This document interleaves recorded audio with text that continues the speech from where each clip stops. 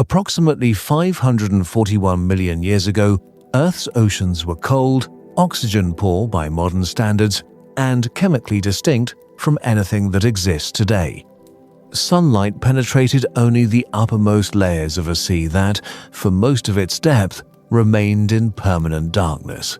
And yet, within that mineral-rich water, something was already changing. Life, which had existed for more than 3 billion years, in forms almost entirely microscopic, was beginning to build bodies. Not simple ones, not passive ones. Bodies with structure, with differentiation, with purpose. This transition did not occur overnight. Increasing atmospheric oxygen, the slow shift in oceanic chemistry, and the stabilization of continental margins after the fragmentation of the supercontinent Rodinia each contributed, incrementally, to an environment where larger and more complex organisms could be sustained. By the time the Cambrian period formally began, the ocean floor was already populated by organisms that bore little resemblance to the microbial mats that had dominated for eons. What followed, over roughly 20 million years, was the most concentrated episode of anatomical diversification in the known fossil record. Before we go further, take a moment to consider where you're watching, from which country, and how distant it is from the ancient oceans we're about to enter, long before sharks existed and the seas were ruled by creatures far stranger. If these forgotten worlds hold your attention, consider subscribing to continue the descent. It's always fascinating to see how far these stories travel. Lower the lights, let the modern world fade, and imagine the slow movement of dark water above endless depths, where unfamiliar shapes drift through silent prehistoric seas. The organisms that emerged during this interval were biological systems responding to available energy, ecological space, and selective pressure. For the first time in Earth's history, animals were evolving eyes capable of resolving images. They were developing hardened outer coverings, mineralized shells, calcified plates, chitinous exoskeletons that provided both structural support and protection. They were building appendages capable of directed movement, of grasping, of manipulating the environment around them. And in doing so, they were creating the conditions for something that had never previously existed: organized predation. Predation requires a specific set of anatomical and behavioral prerequisites. An organism must be capable of detecting prey, closing distance, overpowering or circumventing prey defenses, and extracting nutritional value from the captured organism. Before the Cambrian, the vast majority of life forms fed passively absorbing dissolved organic compounds, filtering suspended particles, or consuming microbial films along sediment surfaces. The Cambrian changed all of that, and the fossil record preserves the transition with unusual clarity. Among the earliest evidence of active predation are trace fossils, found in Cambrian-aged sedimentary deposits, burrows, drag marks, and disturbance patterns in ancient seafloor sediment, indicating organisms were moving with directional intent, pursuing other organisms, and consuming them. The physical evidence of predation is also preserved in the fossils themselves.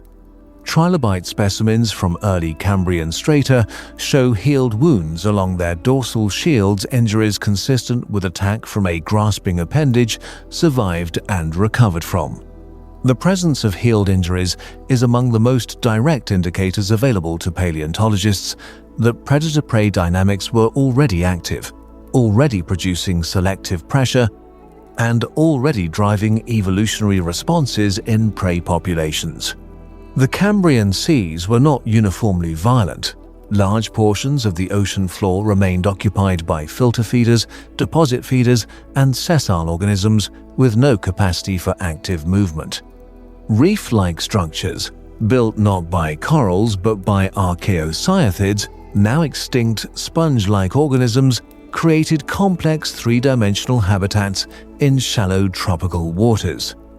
These structures hosted dense communities of small invertebrates, providing both shelter and food sources for the expanding diversity of mobile organisms. The ecological complexity of these early communities was significant, involving layered trophic relationships even at this earlier stage of animal life. What drove this explosion of complexity remains one of the most actively studied questions in evolutionary biology. Current models suggest no single factor was solely responsible. One influential hypothesis centers on the development of image-forming visual systems. The sudden appearance of functional eyes in Cambrian animals, documented in the remarkable fossil preservation of the Burgess Shale in British Columbia and the Chengjiang deposits in Yunnan Province, China, would have fundamentally altered ecological interaction. An animal capable of detecting a predator at distance can evade it. An animal capable of detecting prey at distance can pursue it. Vision, according to this reasoning, may have been a key driver of the arms race dynamics that characterized the period. Parallel to vision, the mineralization of body tissues represented another critical development. Calcium carbonate and calcium phosphate minerals abundant in seawater were incorporated into biological structures with no meaningful precedent. The resulting shells, plates, and spines provided mechanical rigidity, resistance to puncturing forces, and surfaces against which muscles could generate leverage, enabling more powerful and precise movement. Animals with hardened exoskeletons could grow larger, move more effectively, and resist predation more successfully than soft-bodied organisms. The biomechanical consequences of mineralization were substantial and immediate in evolutionary terms. The soft-bodied organisms of the Cambrian are known primarily through exceptional fossil preservation. The Burgess Shale, deposited approximately 508 million years ago, contains the remains of organisms whose body plans are unlike anything alive today. Opabinia, a five-eyed animal, roughly 7 centimeters in length, possessed a flexible frontal proboscis terminating in a grasping structure with no clear analogue in modern animal phyla. Wewaxia, a flattened organism covered in mineralized scales and spines, moved along the seafloor filtering organic material, its armor providing passive defense against mobile predators. These organisms were not marginal. They were abundant, ecologically significant, and representative of the full scope of biological experimentation that the Cambrian permitted, a period during which the rules of animal architecture were still being determined by trial and selective elimination. As the Cambrian progressed, marine communities became increasingly stratified. Organisms occupied distinct positions in the water column, some swimming near the surface, others cruising through midwater, still others prowling the seafloor or burrowing through sediment. This stratification was the aggregate result of individual selective pressures acting on individual lineages over millions of generations. Prey that developed better armor forced predators to develop more powerful grasping structures. Predators that developed better sensory systems forced prey to develop faster escape responses. The system was self-reinforcing, and it was accelerating. Geological evidence indicates significant fluctuations in sea level, water temperature, and ocean chemistry across the Cambrian. Some fluctuations were severe enough to drive local extinctions.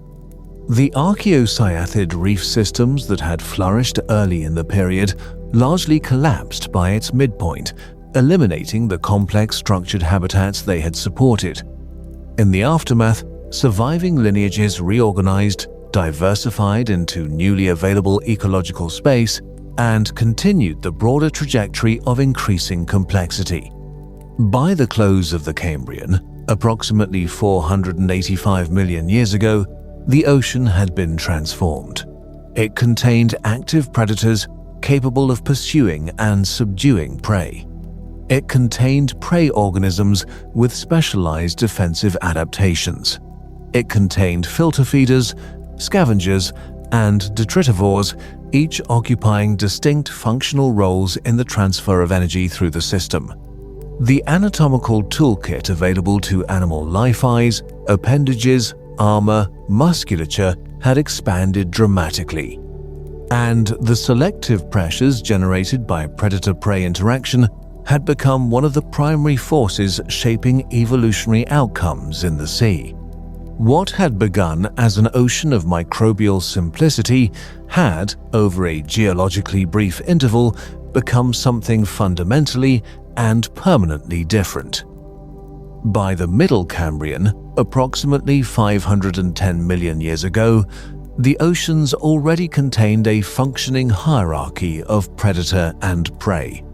But within that hierarchy, one organism occupied a position that no animal had held before. It was not the largest creature that had ever lived by later standards, it was modest in scale.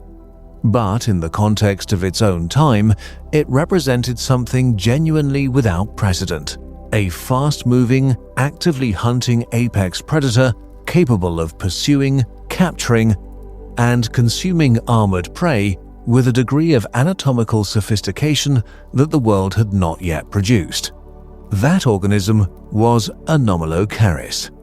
Its name, derived from Latin and Greek roots, meaning abnormal shrimp, reflects the confusion it caused when its fossilized components were first discovered in the 19th century.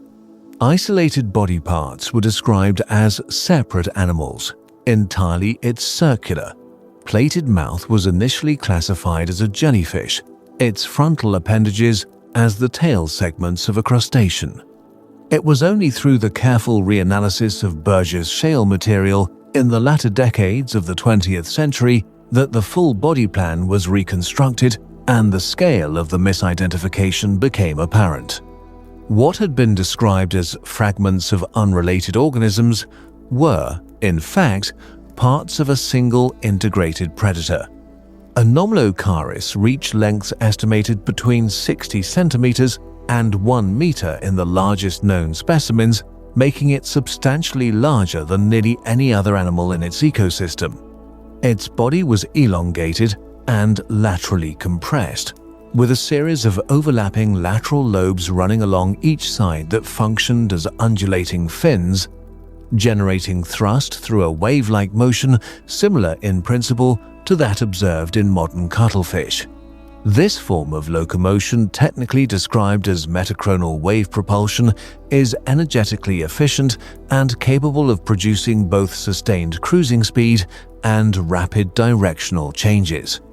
In an ocean where most organisms moved slowly along the seafloor or drifted passively in the water column, Anomalocaris was, by comparison, remarkably agile.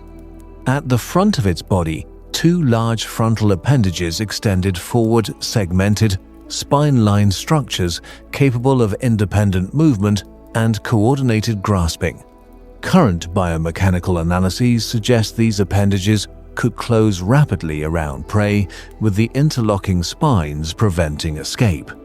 Immediately behind and below the appendages sat the mouth, a circular oral cone composed of 32 overlapping plates arranged in a ring, capable of contracting inward to apply compressive force. Whether this mouth structure was capable of crushing the mineralized shells of Trilobites has been the subject of considerable debate. Finite element analysis of reconstructed oral cone models suggests the bite force was sufficient to deform but not necessarily fragment heavily mineralized exoskeletons, which may indicate that Anomalocaris preferentially targeted soft-bodied or lightly armored prey, or focused its attacks on vulnerable articulation points in trilobite armor. The eyes of Anomalocaris are among the most scientifically significant aspects of its anatomy. Fossilized compound eyes, preserved in specimens from the Emu Bay Shale in South Australia and dated to approximately 515 million years ago, reveal a visual system of considerable complexity. Each eye contained up to 16,000 individual optical units lenses, arranged across a wide visual field in a structure broadly comparable to the compound eyes of modern dragonflies. The resolution this system provided would have been among the highest of any organism alive at the time.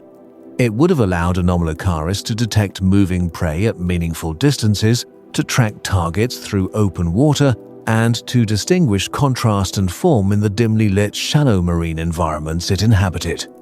Vision of this quality in an organism of this size and mobility represented a decisive ecological advantage. The combination of active locomotion, coordinated frontal appendages, and high-resolution compound vision constituted a predatory system of a kind the ocean had not previously contained. Each component reinforced the others. Speed was useful only if prey could be detected at sufficient range to allow pursuit. Visual acuity was useful only if the predator could close distance fast enough to prevent escape. Grasping appendages were useful only if the predator could position itself accurately relative to prey. In Anomalocaris, these systems functioned together as an integrated hunting apparatus, and the fossil record suggests it was effective. Trilobites bearing injuries consistent with Anomalocaris predation have been recovered from multiple Cambrian fossil sites. These injuries, semicircular bite marks along the pleural lobes of trilobite exoskeletons, matching in curvature and spacing the dimensions of the Anomalocaris oral cone, provide direct physical evidence of predator-prey interaction.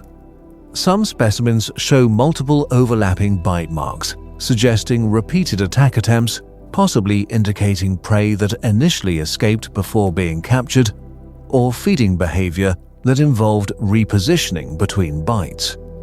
The regularity of these marks across geographically separated fossil sites indicates that this predator-prey relationship was not localized. It was a consistent and widespread ecological dynamic across Cambrian shallow marine environments.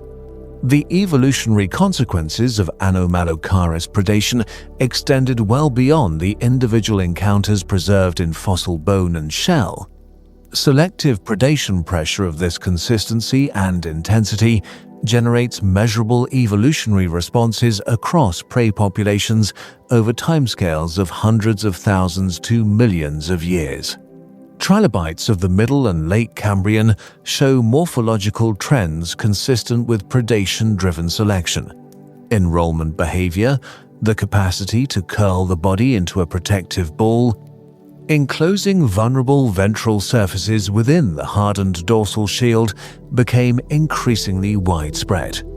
Spination along the anterior and lateral margins of trilobite exoskeletons became more pronounced in lineages exposed to active predation pressure.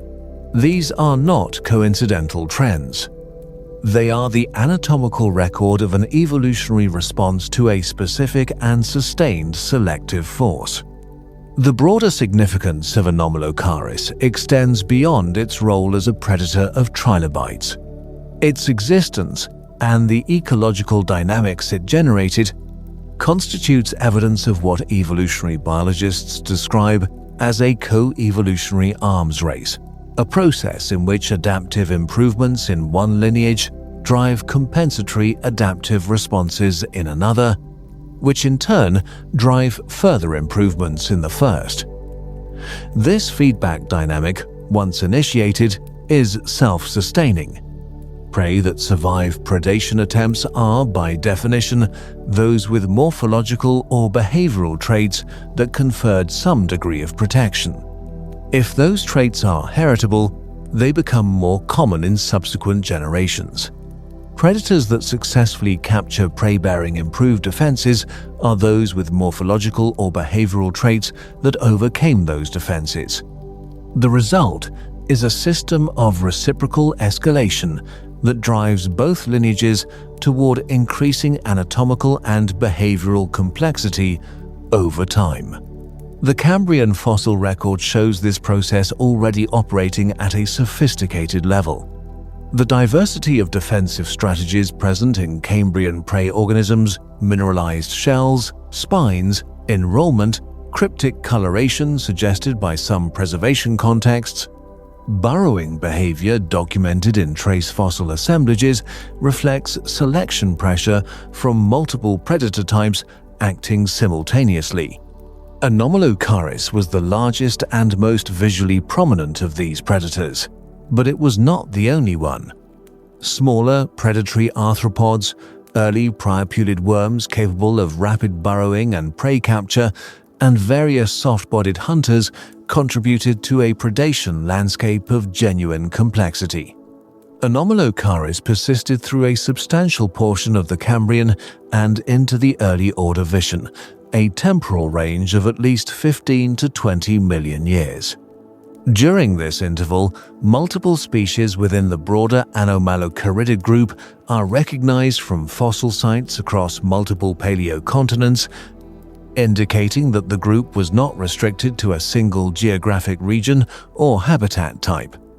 Some Anomalocariid species appear to have been adapted for filter feeding rather than active predation, based on the morphology of their frontal appendages' long, comb-like structures, more consistent with straining suspended particles from the water column than with grasping mobile prey. This ecological diversification within a single body plan lineage is itself significant. It indicates that the Anomalocarid body plan was sufficiently flexible to support multiple feeding strategies and that the group had diversified to exploit different positions within the marine food web. By the time Anomalocarids declined and ultimately disappeared from the fossil record, the ocean they had helped shape was fundamentally different from the one into which they had first appeared. The predator-prey dynamics they had intensified, the evolutionary responses they had driven, and the ecological complexity they had contributed to establishing were permanent features of marine ecosystems. The specific organisms changed. The underlying structure, a stratified, predation-driven, co-evolutionary dynamic marine food web, did not. In that structural sense, the ecological legacy of Anomalocaris extended far beyond its own existence as a species, embedded into the architecture of ocean life itself. Approximately 382 million years ago, the Devonian period was approaching its peak. The oceans were warmer than today, shallow inland seas covered significant portions of what are now continental landmasses, and marine ecosystems had been accumulating complexity for over 100 million years since the close of the Cambrian. The predator-prey dynamics established in earlier periods had continued their escalatory trajectory, producing increasingly large, increasingly armored, and increasingly capable organisms.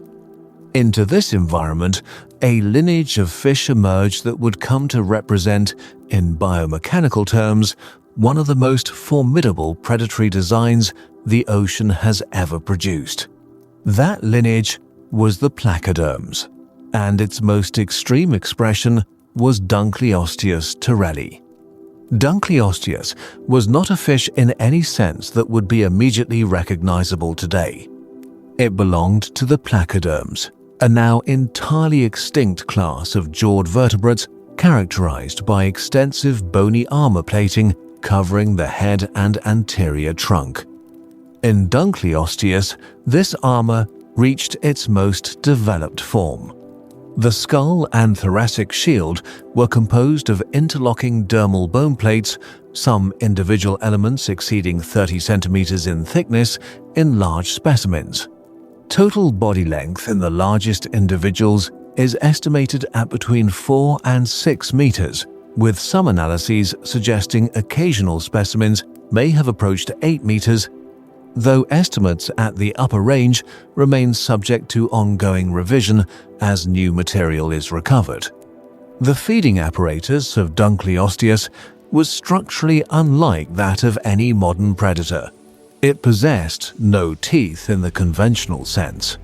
Instead, the margins of its jaws were formed by the bone plates themselves, sharpened through occlusion into self-honing blades with edges capable of shearing through biological material with considerable efficiency.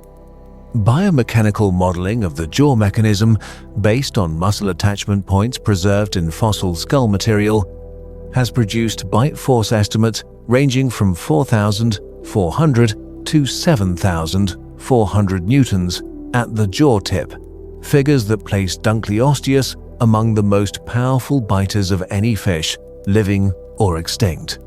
The jaw mechanism also incorporated a kinetic linkage system in which depression of the lower jaw was coupled with elevation of the upper jaw and cranial rotation, effectively increasing gape and accelerating jaw closure simultaneously. Computational fluid dynamic analyses suggest this mechanism could open the jaws fully and generate sufficient negative pressure to draw water and prey into the oral cavity in approximately 50 to 60 milliseconds. The implications of this feeding system were significant. Prey that relied on evasion as a primary defense strategy faced a predator capable of generating suction-assisted capture at speeds that substantially compressed available reaction time. Prey that relied on armor-faced shearing blades capable of processing heavily mineralized material, the fossil record reflects both outcomes. Fragmented remains of other placoderms, including smaller members of Dunkleosteus's own group, have been recovered from deposits associated with Dunkleosteus fossil sites, frequently showing the characteristic shear-cut edges consistent with placoderm jaw action rather than the crushing or puncturing marks produced by other predator types. The presence of conspecific remains in feeding contexts raises a behavioral inference that the fossil evidence supports with reasonable consistency. Dunkleosteus was cannibalistic. Cannibalism in apex predators is not unusual from an ecological standpoint. In environments where large prey is limited and energy demands are high, consuming members of one's own species, particularly juveniles, injured individuals, or competitors, represents a viable energetic strategy. Among modern apex predators, cannibalism is documented in great white sharks, saltwater crocodiles, Komodo dragons, and numerous other large carnivores.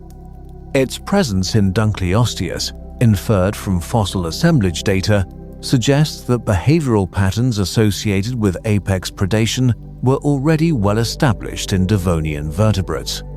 The Devonian seas that Dunkleosteus inhabited were not empty of competitors. Multiple large placoderm lineages coexisted within the same shallow epicontinental seas, producing ecological conditions in which apex-level predators were competing directly for prey resources. Titanichthys, another large placoderm reaching comparable body lengths, appears based on jaw morphology to have been a filter feeder rather than an active predator, potentially reducing direct trophic competition.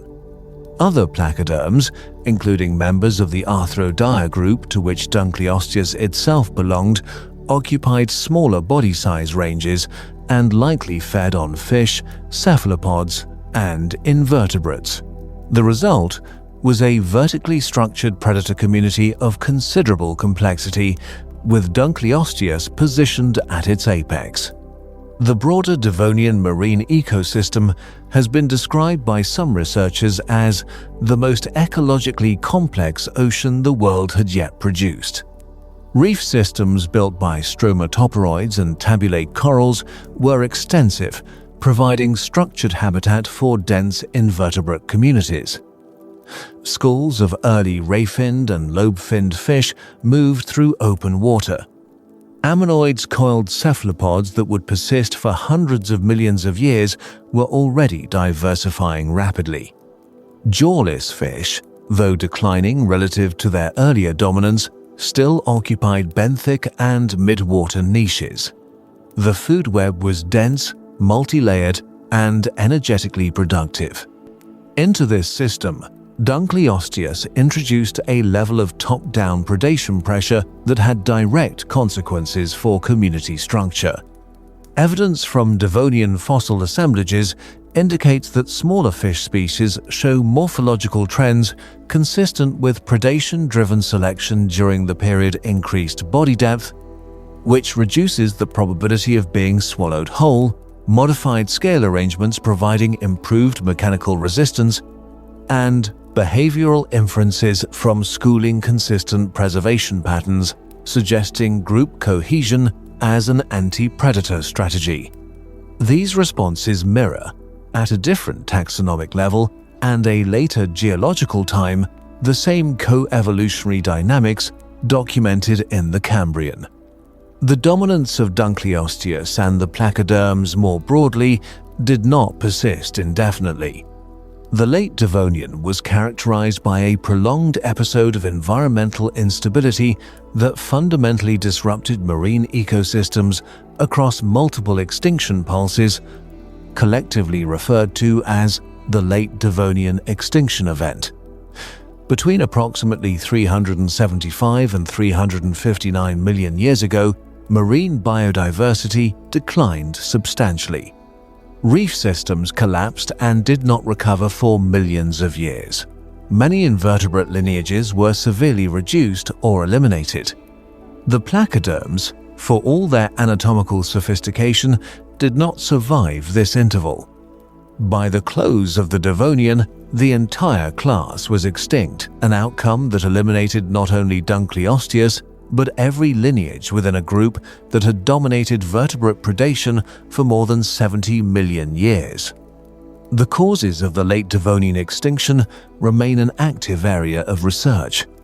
Leading hypotheses include episodes of oceanic anoxia, the depletion of dissolved oxygen in seawater driven by nutrient loading from the colonization of land by vascular plants, which accelerated weathering and increased runoff into marine systems. Volcanic activity associated with large igneous province emplacement has also been implicated. Global cooling episodes interspersed with warming intervals produced repeated environmental instability that stressed marine communities already under pressure from multiple directions simultaneously. The disappearance of Dunkleosteus and the placoderms left an ecological vacancy at the apex of marine food webs. That vacancy was not permanent. The lineages that would fill it, including the early sharks and the bony fish that would eventually give rise to most modern vertebrate diversity, were already present in Devonian seas, occupying lower positions in the food web. Their subsequent radiation into the ecological space vacated by placoderm extinction would reshape the structure of marine ecosystems for the remainder of geological time. The ocean that emerged from the Devonian crisis was functionally different from the one that had entered it, and the predators that came to dominate it bore no armor at all. While armored fish dominated the open marine environments of the Devonian, a separate and largely independent lineage had already established itself as the dominant predator of a different ecological zone entirely. In the shallow coastal waters, tidal flats, brackish estuaries, and freshwater river systems of the Silurian and Devonian periods between approximately 443 and 359 million years ago. A group of arthropods had evolved body sizes and predatory capabilities that placed them among the most formidable hunters of their time. These were the Eurypterids, commonly referred to as sea scorpions, though the designation is only partially accurate. They were not true scorpions, and many species spent considerable portions of their lives in water that was only marginally marine. What they were, unambiguously, was large, armored, and predatory. The Eurypterid body plan was built on the same fundamental arthropod architecture shared by trilobites, horseshoe crabs, and modern arachnids. a segmented body enclosed in a chitinous exoskeleton with paired appendages modified for different functional roles along the body length. In Eurypterids, this basic plan was elaborated into a form optimized for active predation in shallow, structurally complex aquatic environments. The anterior portion of the body carried sensory appendages and, in most lineages, a pair of large compound eyes positioned on the dorsal surface of the prosoma, the fused head and thorax region. Behind the prosoma, a broad, paddle-like telson, the terminal body segment, served as a steering and propulsion surface in swimming species. The scale that Eurypterids achieved is among the most frequently cited examples of gigantism in the fossil record of invertebrate animals. Pterigotus, one of the larger recognized genera, reached body lengths of approximately 1.6 meters in well-preserved specimens. Anomalocaris renaniae, described from fragmentary material recovered from early Devonian deposits in Germany, has been estimated at up to 2.5 meters in total length, based on the proportional scaling of a recovered chelicerol fragment measuring 46 centimeters. If this estimate is accurate, Dunkleosteus represents the largest arthropod known to have existed, an organism substantially exceeding in body length any arthropod alive today, including the largest modern Japanese spider crabs and coconut crabs, neither of which approaches even half that scale. The physiological mechanisms permitting this degree of gigantism in arthropods have been the subject of sustained scientific interest. Modern arthropods are constrained in maximum body size by the mechanics of the exoskeleton, the rigid outer covering that must be shed periodically to permit growth, leaving the animal temporarily vulnerable, and by the limitations of book-gill and tracheal respiratory systems in delivering sufficient oxygen to large tissue masses. Evidence suggests that Silurian and Devonian atmospheric oxygen concentrations were elevated relative to modern levels, potentially reaching values between 25 and 35% compared to the current 21%. Higher ambient oxygen availability would have reduced the diffusion distance constraints on respiratory efficiency, permitting larger body volumes to be adequately oxygenated through gill-based exchange in aquatic environments. The appendage morphology of Eurypterids varied substantially across the group, reflecting ecological diversification into different predatory roles. In pterygotid Eurypterids, the lineage that includes Pterigotus and Dunkleosteus, the anterior chelicerae, were massively enlarged, extending forward from the prosoma as elongated grasping claws lined with tooth-like denticles along their inner margins. These structures functioned as primary prey capture organs, capable of seizing and immobilizing mobile prey with considerable mechanical force. Biomechanical analysis of pterygotid cheliceral geometry indicates that the grasping motion would have been rapid and the retention force substantial, consistent with the capture of fast-moving prey such as fish and other Eurypterids rather than passive or slow-moving invertebrates. Other Eurypterid lineages show different appendage specializations. Styloneurus and related forms possessed elongated posterior walking legs but reduced swimming appendages, suggesting a primarily benthic lifestyle in which the animal moved along the substrate rather than actively swimming in open water. These forms may have occupied an ambush predator role, remaining stationary in structurally complex environments among aquatic vegetation, within sediment depressions, or along the margins of reef-like structures and seizing prey that moved within striking range. The ecological distinction between active pursuit predators and ambush predators within a single taxonomic group reflects the degree to which Eurypterid diversification had partitioned available predatory niches. The environments Eurypterids inhabited were themselves ecologically transitional in a geological sense. The Silurian and Devonian coastal zones were regions of active biological and physical change. Vascular plants were beginning to colonize terrestrial margins, stabilizing sediment, increasing organic input into adjacent aquatic systems, and creating structurally complex nearshore habitats of a kind that had not previously existed. Freshwater and brackish water systems were expanding as river networks developed across increasingly vegetated continental surfaces. Eurypterids, with their documented tolerance for variable salinity conditions evidenced by fossil occurrences across fully marine, brackish, and apparently freshwater depositional environments, were well positioned to exploit this expanding range of nearshore habitats. The fossil record of eurypterids in freshwater and brackish deposits is particularly significant in the context of the broader history of life. The transition from marine to non-marine environments is among the most consequential ecological shifts in evolutionary history, and the organisms that accomplished it successfully or partially accomplished it occupied a critical position in the chain of events leading to the colonization of land. Eurypterids were not the organisms that ultimately made that transition in its fullest sense, but their presence in nearshore and freshwater habitats indicates that the physiological challenges of surviving in low salinity water had been solved by arthropod lineages well before the first vertebrates began experimenting with terrestrial locomotion.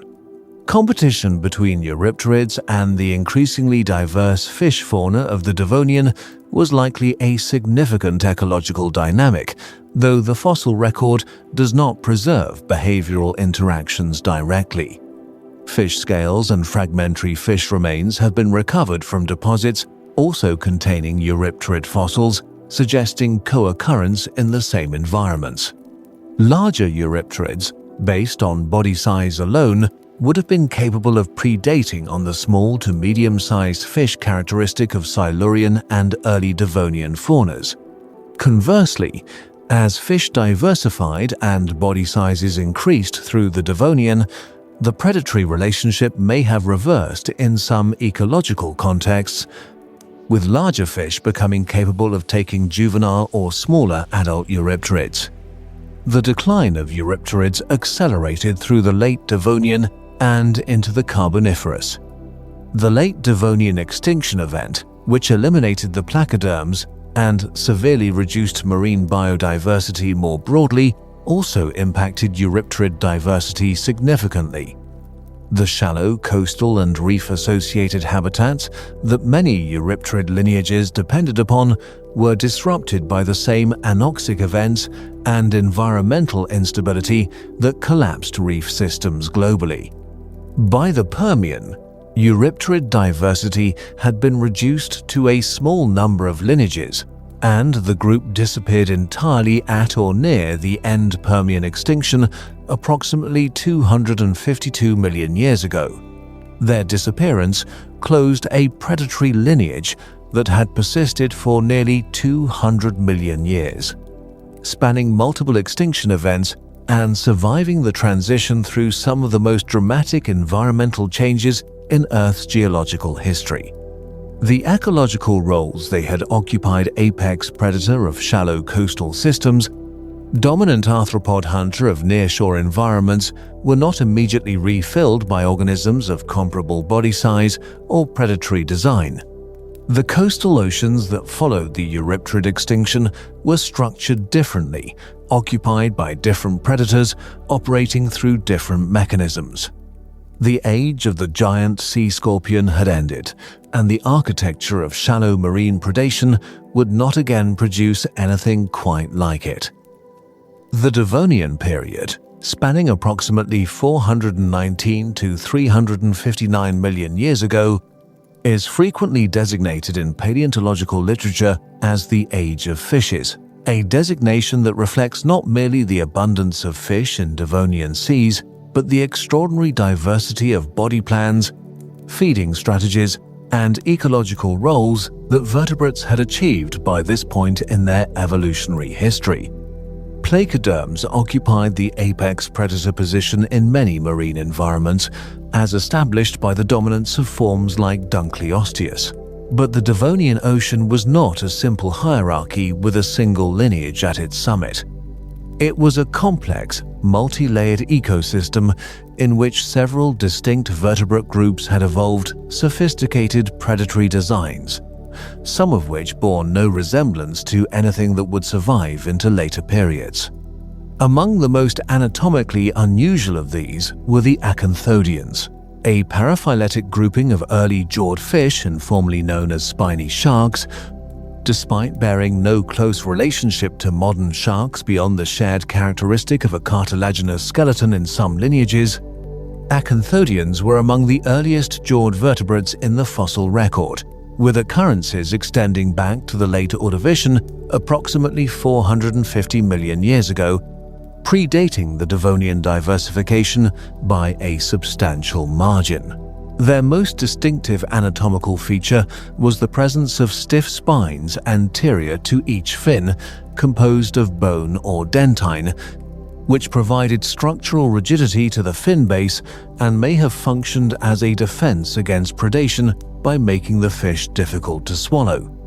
In some species, additional paired spine sets were present along the ventral midline between the pectoral and pelvic fins, a configuration unique among vertebrates. The jaw structures of acanthodians varied considerably across the group and provide evidence of ecological diversification into multiple feeding niches. Some lineages possessed well-developed dentition consistent with active predation on other fish and invertebrates. Others show reduced or absent teeth combined with elongated gill raker structures, suggesting filter feeding on suspended organic particles and small organisms, a feeding strategy more consistent with the ecology of modern herrings or basking sharks than with active predation. This range of feeding adaptations within a single broadly defined group indicates that acanthodians had, over their roughly 170 million year existence, diversified to exploit a wide spectrum of available food resources in both marine and freshwater environments.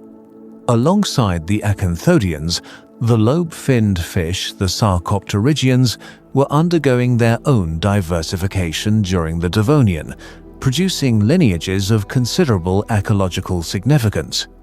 Rhizodontids, a group of large predatory lobe-finned fish, reached body lengths estimated at up to 7 meters in the largest known species, Rhizodus hibboti, known from Carboniferous deposits but representing a lineage with Devonian origins. These were active, large-bodied predators with robust jaws and recurved teeth designed for seizing and retaining prey rather than processing it through shearing or crushing. Their fin structure, fleshy, muscular lobed fins with an internal bone architecture, homologous to the limb bones of tetrapods, provided both propulsive power in open water and the capacity for maneuvering in structurally complex nearshore environments. The ray-finned fish Actinopterygians were present in Devonian seas in relatively modest diversity compared to their later dominance, but were already occupying important ecological roles as small to medium-sized predators and prey items within the broader food web.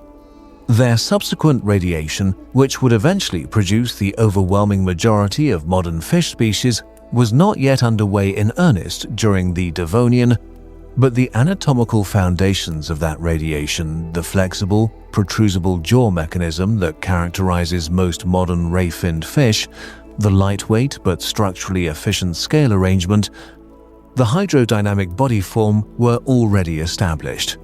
Perhaps the most ecologically significant Devonian fish group beyond the placoderms in terms of the predatory pressure they exerted on marine communities were the coelacanths and their relatives. Modern coelacanths, represented by 2 living species in the genera Latimeria, are often described as living fossils, organisms whose basic body plan has remained relatively unchanged for hundreds of millions of years. Devonian coelacanths were already recognizable as members of this lineage, with the characteristic three-lobed tail, paired-lobed fins, and large scales present in modern forms. They occupied midwater and benthic predatory niches, feeding on fish and invertebrates, and their persistence through multiple subsequent extinction events speaks to the fundamental effectiveness of their basic design. The feeding adaptations that evolved across these lineages reflect a consistent underlying dynamic. The intensifying predation pressure in Devonian marine environments was driving increasingly specialized and efficient mechanisms for prey capture. The protrusible jaw, which appeared in multiple lineages through convergent evolution, represents one of the most mechanically sophisticated feeding innovations in vertebrate history. By decoupling the motion of the jaw from the motion of the skull, protrusibility allows a predatory fish to project its mouth forward toward prey, increasing effective strike reach, accelerating water intake during suction feeding, and reducing the time available for prey to respond to an attack. The hydrodynamic consequences of this mechanism, reducing bow wave pressure ahead of the approaching mouth, significantly increase capture success rates in experimental studies of modern species, and the same physical principles would have applied to Devonian predators employing comparable mechanisms. Armor in the Devonian was not restricted to the placoderms. Multiple fish lineages developed scale arrangements, providing meaningful mechanical resistance to predation attempts. Cosmoid scales, characteristic of early lobe-finned fish, consisted of multiple mineralized layers, a basal layer of bone, an intermediate layer of dense spongy bone, a layer of cosmine containing a complex network of sensory canals, and a surface layer of vitrodentine, creating a composite structure with both structural rigidity and sensory function. Ganoid scales, present in early actinopterygians, were similarly multi-layered, with a surface coating of a highly mineralized enamel-like substance called ganoin providing exceptional hardness relative to scale mass. These were not passive coverings. They were evolutionary responses to the sustained predation pressure of a Devonian ocean in which the capacity to penetrate, shear, or crush biological armor had become a primary axis of predatory competition. The ecological interactions among these lineages produced a food web of genuine structural complexity. Large placoderms fed on medium-sized lobe-finned and ray-finned fish. Medium-sized predatory fish fed on smaller fish, cephalopods, and invertebrates. Filter-feeding fish and invertebrate grazers processed primary productivity at the base of the food web. Benthic scavengers processed organic material that settled to the seafloor. Each trophic level was occupied by multiple species employing different feeding mechanisms and inhabiting different microhabitats, reducing direct competition and increasing the overall stability and productivity of the system. What the Devonian Ocean demonstrated across the full range of its vertebrate fauna was that the evolutionary space available to predatory fish was extraordinarily broad. The body plans, jaw mechanisms, scale types, fin configurations, and sensory systems that Devonian fish developed collectively explored a range of functional possibilities that later periods would selectively retain, modify, or abandon depending on changing ecological conditions. Many of the lineages present in Devonian seas left no descendants. The acanthodians disappeared entirely by the end of the Permian. The placoderms were gone by the close of the Devonian itself. But the principles their evolution demonstrated that larger body size, more powerful jaw mechanics, improved sensory systems, and more efficient locomotion confer predatory advantages remained embedded in the selective pressures acting on every vertebrate lineage that followed.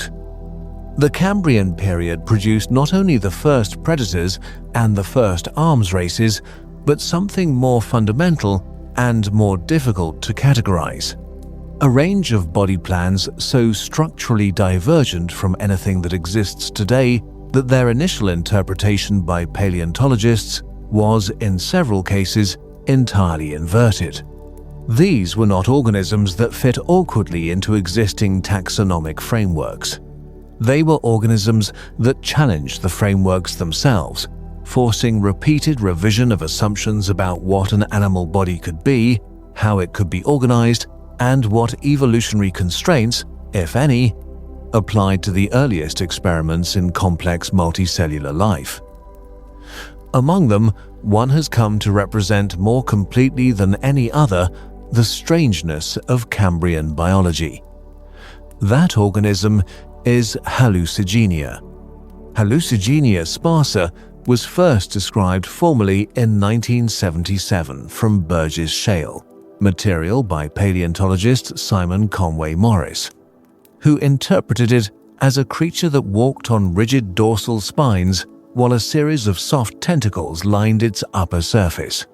The name he assigned reflected his assessment of the organism directly. It was, in his estimation, a hallucinatory creature with no clear relationship to any known animal group. For more than a decade, this reconstruction stood. It was only in 1991, following the recovery of better preserved specimens from the Chengjiang deposits in China, that the orientation was recognized as entirely reversed. What had been interpreted as legs were dorsal spines. What had been interpreted as tentacles were paired walking appendages along the ventral surface. The animal had been reconstructed upside down and, in the original interpretation, back to front. The corrected body plan of Hallucigenia is no less remarkable for having been properly oriented. The organism was small. Most specimens fall between 0.5 and 3.5 centimeters in body length, with a cylindrical, elongated trunk bearing 7 or 8 pairs of clawed walking legs along its ventral surface and a corresponding series of rigid, paired spines projecting dorsally. The anterior end terminated in a distinct head region bearing a circular mouth rimmed with teeth and, as revealed by exceptionally preserved specimens described in 2015, a throat lined with needle-like teeth extending into the pharynx. The posterior end tapered to a narrow tail-like extension. Hallucigenia is now recognized as an early member of the Panarthropod lineage, the broader group that includes modern velvet worms, tardigrades, and arthropods, but its specific position within that lineage and the degree to which it represents a direct ancestor of any modern group remains under active investigation.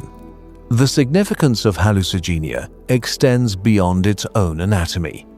It is representative of a category of Cambrian organisms whose body plans incorporate structural elements recognizable in broad terms: appendages, a distinct head, a digestive tract, but assembled in configurations that have no modern equivalent. These organisms are sometimes described as representing failed evolutionary experiments, a characterization that is both common and somewhat misleading. They did not fail in any active sense. They were functional organisms that lived, fed, reproduced, and occupied ecological roles in their communities. What they did not do was produce descendants that survived into later geological periods. The distinction is meaningful. Evolutionary extinction is not equivalent to functional failure during the period of existence. Opabinia regalis, recovered from the Burgess Shale and dated to approximately 508 million years ago, exemplifies this category of Cambrian organism with particular clarity. Its body plan incorporated 5 eyes arranged across the dorsal surface of its head, 2 pairs of stalked lateral eyes, and a single median eye, combined with a flexible, elongated frontal proboscis terminating in a circular grasping structure ringed with spines. The proboscis could apparently be directed independently of the body axis, allowing Opabinia to reach into sediment or crevices to extract prey. Along the sides of its body, a series of lateral lobes, each bearing a gill-like structure on its dorsal surface, provided both respiratory surface area and, it is hypothesized, a degree of hydrodynamic lift during swimming. No modern animal phylum contains anything structurally comparable to Opabinia. It represents, in its entirety, a body plan solution that was tried once and not repeated. Vivaxia corrugata occupied a very different ecological role in the same community. It was a flattened, oval organism reaching up to 5 centimeters in length, with its dorsal surface covered by overlapping mineralized scales, sclerites, and bearing 2 rows of elongated, blade-like spines projecting upward and laterally from the dorsal midline. Its ventral surface was soft and muscular, used for slow locomotion across the seafloor. Its feeding apparatus, long debated, appears based on preserved specimens to have consisted of a radula-like structure, a ribbon of teeth used for scraping organic material from surfaces, suggesting affinities with the mollusks, though its precise phylogenetic placement remains contested. The function of its dorsal armament was almost certainly defensive, the spines presenting a physical deterrent to predators attempting to grasp or swallow it from above. Nectocaris pteryx, also from the Burgess Shale, adds a further dimension to the picture of Cambrian biological diversity. Reinterpreted in 2010 from previously known material, Nectocaris is now understood as a soft-bodied organism with 2 long tentacles, a pair of stalked eyes, and a funnel-like structure consistent with jet propulsion, placing it, tentatively, as an early cephalopod or cephalopod relative. If this interpretation is correct, it extends the cephalopod lineage back into the Cambrian and suggests that the body plan that would eventually produce nautiluses, squids, and octopuses was already present in some form over 500 million years ago. The uncertainty surrounding this interpretation reflects a broader condition in Cambrian paleontology. The available fossil material is frequently sufficient to document that an organism existed and roughly what it looked like, but insufficient to resolve with confidence where it sits in the tree of life. The environmental context in which these organisms lived contributed directly to the diversity of body plans they represented. The Cambrian Ocean offered ecological opportunities that had never existed before, and that were, in a meaningful sense, unlimited by prior occupation. There were no established body plan templates that new lineages needed to approximate to compete successfully. The ecological space was open, the selective pressures were novel, and the genetic and developmental systems operating in early animal lineages were, current evidence suggests, more flexible in their capacity to generate large-scale anatomical variation than those of later, more canalized lineages. Evolutionary developmental biology, the study of how developmental processes shape and constrain evolutionary outcomes, identifies this early period as one of unusually high developmental plasticity, in which mutations affecting body plan architecture were more likely to produce viable organisms than equivalent mutations would in more derived animal lineages. The Burgess Shale and Chengjiang faunas together document a Cambrian ocean that was, in terms of body plan diversity, more varied than any subsequent period in Earth's history. This is not because later periods were less evolutionarily active, they were not. It is because the process of evolutionary diversification, once body plan templates become established and ecosystems become structured around them, tends to elaborate within existing frameworks rather than generate entirely new ones. The Cambrian was the interval before those frameworks were fixed, and the organisms it produced reflect that freedom directly. Hallucigenia, Opabinia, Wiwaxia, and their contemporaries were not aberrations within an otherwise familiar biological world. They were representative products of an evolutionary process operating without the constraints that later complexity would impose. The ocean they inhabited looked, functionally and visually, like nothing that exists or has existed since. It was a world in which the basic question of what an animal could be was still genuinely open, still being answered through the accumulated outcomes of billions of individual lives, deaths, and reproductive events across millions of years. The answers that survived into later geological time represent only a fraction of the solutions that were tried. The rest persist only in stone, in the compressed sediment of ancient seafloors, as evidence that the history of life on Earth contains chapters that have no continuation and no modern equivalent. For approximately 270 million years, from their first appearance in the early Cambrian to their final disappearance at the close of the Permian, Trilobites were among the most consistently present and ecologically significant organisms in marine environments worldwide. No other animal group with a comparable fossil record maintained such broad geographic distribution, such ecological diversity, and such numerical abundance across so extended a span of geological time. At their peak, Trilobite species numbered in the thousands, occupying seafloors from shallow tropical carbonate platforms to deep cold water basins, from equatorial reef margins to high-latitude shelf environments. The sedimentary record of the Paleozoic is, in many formations, substantially composed of their remains, fragmentary exoskeletal material compressed and mineralized into limestone and shale across every major paleocontinental landmass. The trilobite body plan was built around a calcified exoskeleton divided into three longitudinal regions: a central axial lobe flanked by two pleural lobes and organized into three primary body sections: the cephalon, or head shield, the thorax, composed of articulated segments, and the pygidium, a fused posterior plate.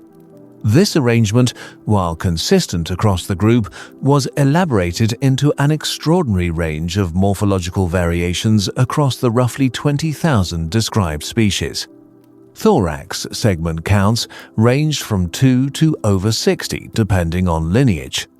Cephalon morphology varied from simple, unornamented shields to elaborate structures bearing long genal spines, frontal projections, and hypostome plates modified for different feeding functions. The visual systems of trilobites were among the most sophisticated produced by any Paleozoic invertebrate, and their diversity alone constitutes a significant area of paleontological research.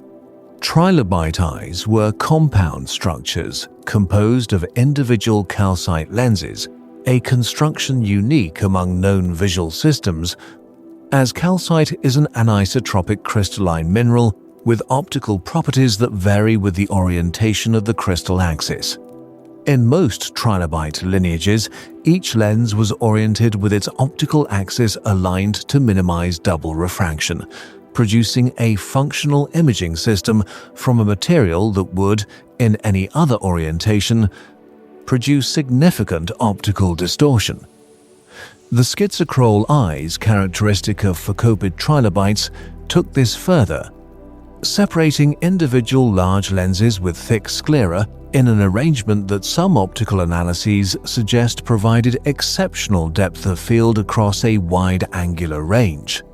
The holochrole eyes of other lineages packed smaller lenses tightly together beneath a single continuous corneal membrane, maximizing the total number of optical units and likely providing high sensitivity to movement across a broad visual field. This investment in visual complexity reflected the predation pressure under which trilobites existed throughout their evolutionary history. From the Cambrian onward, trilobites were prey for a succession of predator lineages: Anomalocaridids, cephalopods, eurypterids, jawless fish, placoderms, and eventually the early sharks and bony fish of later periods. The defensive strategies trilobites evolved in response to this sustained pressure were multiple and varied. Enrollment, the capacity to curl the body into a ball, bringing the pygidium forward to meet the cephalon, and enclosing the soft ventral surface within the mineralized dorsal shield was present in multiple independent lineages and represents one of the most clearly predation-driven morphological adaptations in the fossil record. Enrolled trilobite specimens are common in Paleozoic deposits, and some show evidence of having died in the enrolled position, suggesting the behavior was employed as a terminal defensive response. Spination provided a complementary defensive strategy. Many trilobite lineages developed prominent spines along the cephalic margins, along individual thoracic segments, and along the pygidial border. In extreme cases, such as the odontopleurid trilobites of the Ordovician and Silurian, the entire dorsal surface was covered with a dense array of spines projecting in multiple directions, creating a morphology that would have made grasping or swallowing the animal mechanically difficult for most contemporary predators. The energetic cost of producing and maintaining extensive calcified spination was not trivial, and its widespread independent evolution across unrelated trilobite lineages constitutes strong evidence that the predation pressure driving it was both consistent and intense. The molting behavior of trilobites introduced a specific and recurring period of vulnerability into their life cycles. Arthropods grow by periodically shedding their exoskeleton, a process called ecdysis, and secreting a new, larger one.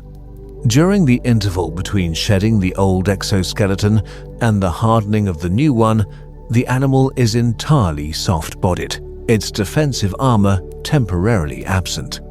For trilobites, this interval represented a period of extreme predation risk, and behavioral responses to this vulnerability are preserved in the fossil record.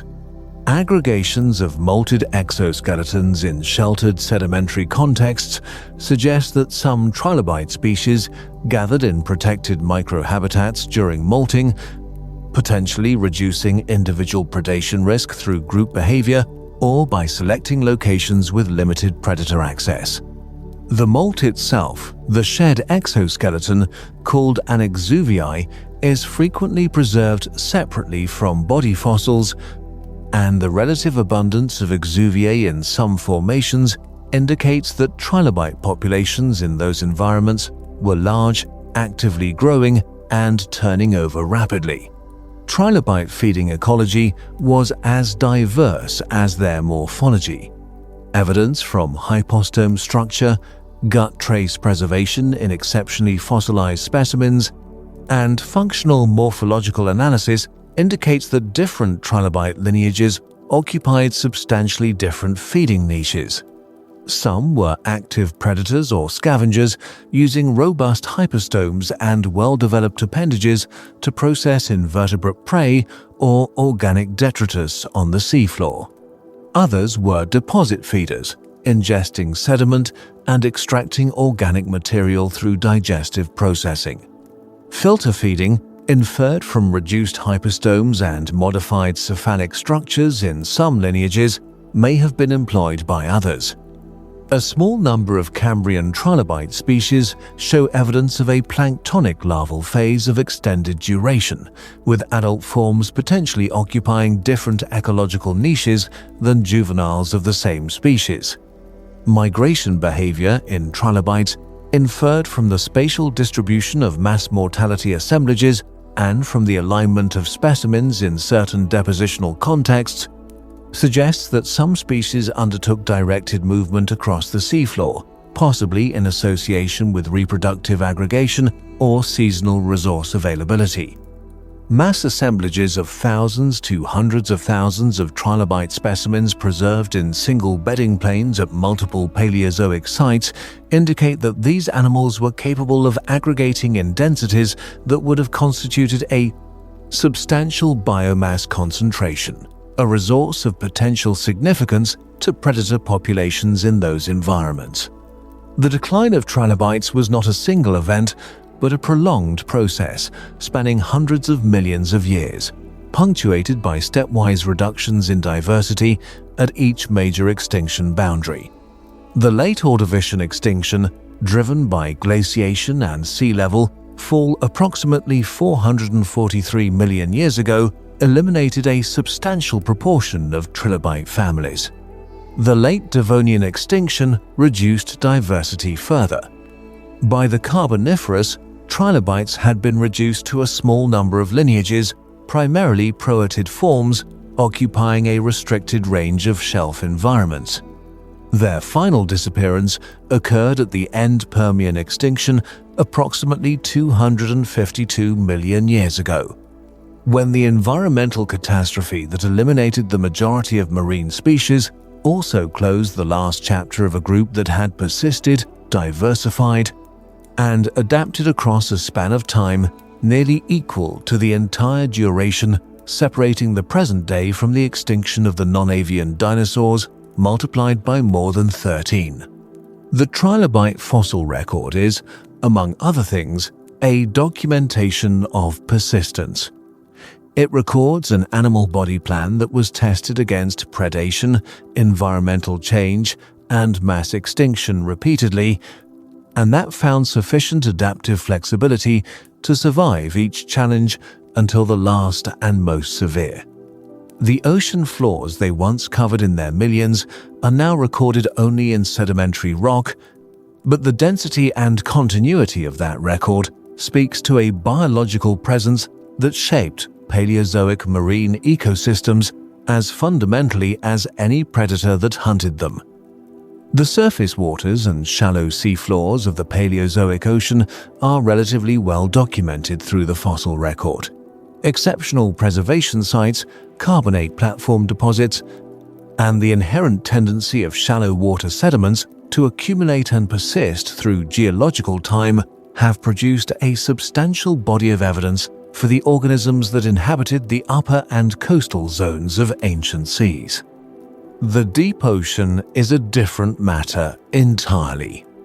Below the photic zone, the depth limit of meaningful light penetration, which in modern oceans lies at approximately 200 meters, conditions change fundamentally.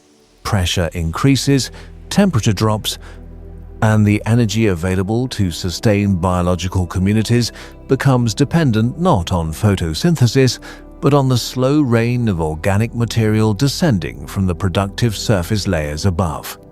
These conditions do not favor the preservation of soft-bodied organisms, and the deep-sea fossil record of the Paleozoic is correspondingly sparse. What it does preserve, however, suggests that the deep ocean was not biologically empty, and that the predatory lineages it produced were shaped by constraints and opportunities with no shallow water equivalent. The cephalopods represent the group for which deep-water Paleozoic ecology is most tractable from the fossil record. Their mineralized shells, the only hard parts in most early cephalopod lineages, preserve relatively well in deep-water carbonate and siliceous sediments, and their shell morphology encodes functional information about buoyancy regulation, swimming depth, and predatory strategy. The earliest cephalopods appear in the late Cambrian, approximately 500 million years ago, as small, straight-shelled organisms a few centimeters in length. By the Ordovician, the group had diversified explosively, producing forms with shells reaching lengths of several meters and occupying a range of ecological roles from active predators to slow-moving benthic scavengers. Endoceras, among the largest of the Ordovician straight-shelled cephalopods, reached estimated lengths of up to 6 meters in the largest known specimens, with shell diameters at the aperture approaching 30 centimeters. The shell was divided internally by a series of mineralized partitions, septa, connected by a narrow tube called the siphuncle running the length of the shell. By regulating the fluid and gas content of the chambers behind the living animal, which occupied only the terminal chamber, Endoceras could adjust its buoyancy and maintain position at different depths with minimal energetic expenditure. This buoyancy regulation system is functionally analogous to that of modern nautiluses and represents one of the most elegant mechanical solutions to the problem of three-dimensional positioning in open water that evolution has produced. The predatory capacity of Endoceras and related orthoconic cephalopods is inferred from jaw structures, the calcified beak-like elements preserved in some specimens, and from the nature of the prey available in Ordovician. Seas, trilobites, brachiopods, smaller cephalopods, and various soft-bodied invertebrates were all present in the environments these organisms inhabited. The combination of large body size, active swimming through jet propulsion, and a grasping beak capable of subduing invertebrate prey positioned the large orthocons as apex predators of the Ordovician water column organisms, with no contemporary rivals of comparable size or mobility in many marine environments. The transition from straight-shelled to coiled cephalopod morphology, which produced the ammonoids and ultimately the diverse ammonite faunas of the Mesozoic, represented a significant shift in the functional properties of the shell. Coiling brought the center of buoyancy and the center of mass into closer alignment, producing a more hydrodynamically stable orientation in the water column and reducing the energetic cost of maintaining a consistent swimming posture. It also reduced the overall length of the organism for a given shell volume, potentially improving maneuverability in structurally complex environments. The first coiled cephalopods appear in the Silurian, and by the Devonian, the ammonoids had begun the diversification that would make them among the most numerically abundant and ecologically significant predators in Paleozoic and Mesozoic seas. Alongside the cephalopods, the deep and mid-water Paleozoic ocean supported predatory communities composed of organisms whose fossil record is fragmentary but informative. Graptolites, colonial organisms that floated in the open ocean suspended from gas-filled floats, were filter feeders rather than predators, but their abundance in deep-water sediments indicates that the open ocean water column contained sufficient suspended organic material and small organisms to sustain large populations of passive feeders. Their presence implies a productive planktonic ecosystem in the layers above, generating the organic rain that sustained deeper communities. Conodons, small, eel-like vertebrates, known primarily from their mineralized tooth elements, which are among the most abundant microfossils in Paleozoic sedimentary sequences, occupied a predatory role in open ocean and deeper water environments for approximately 300 million years. Their soft tissues are known from a small number of exceptionally preserved specimens from Carboniferous deposits in Scotland and from Ordovician material from South Africa, which reveal a bilaterally symmetrical, laterally compressed body with large eyes, a notochord, and paired fin structures consistent with active swimming. The tooth elements, which occur in characteristic paired assemblages in life position in these specimens, functioned as a grasping and processing apparatus for small prey, likely small invertebrates, fish larvae, and other soft-bodied organisms in the water column. The ecological significance of conodonts derived substantially from their numerical abundance and their position in the food web. As small, actively swimming predators occupying the interface between zooplankton and larger vertebrate predators, they represented a critical link in the transfer of energy from primary productivity through to apex predators. Their mineralized tooth elements accumulated in enormous quantities in deep water sediments, providing a continuous record of their presence across virtually the entire Paleozoic. Their eventual extinction at the end Triassic, approximately 201 million years ago, removed a predatory functional role from open ocean ecosystems that was only partially filled by subsequent lineages. The deep ocean also hosted predators that exploited the permanent darkness through sensory strategies independent of vision. Chemoreception, the detection of dissolved chemical compounds in water, provides information about the presence, identity, and direction of potential prey, sources that persists across distances and time intervals far beyond what visual detection allows. Many modern deep-sea predators rely primarily on chemoreception for prey detection, and there is no reason to suppose that this strategy was unavailable to Paleozoic deep-water organisms. The anatomical evidence for chemoreceptive structures does not preserve well in most fossil lineages, but the functional logic of exploiting chemical gradients in an environment where light is absent applies as readily to Paleozoic organisms as to modern ones. Bioluminescence, the biological production of light through chemical reactions, is widespread in modern deep-sea organisms and is used for prey attraction, predator deterrence, and intraspecific communication. The evolutionary origins of bioluminescence are difficult to trace directly through the fossil record, as the biochemical systems involved leave no mineralized trace. Molecular phylogenetic analysis of modern bioluminescent lineages suggest multiple independent evolutionary origins, some of which may extend into the Paleozoic, though direct evidence remains elusive.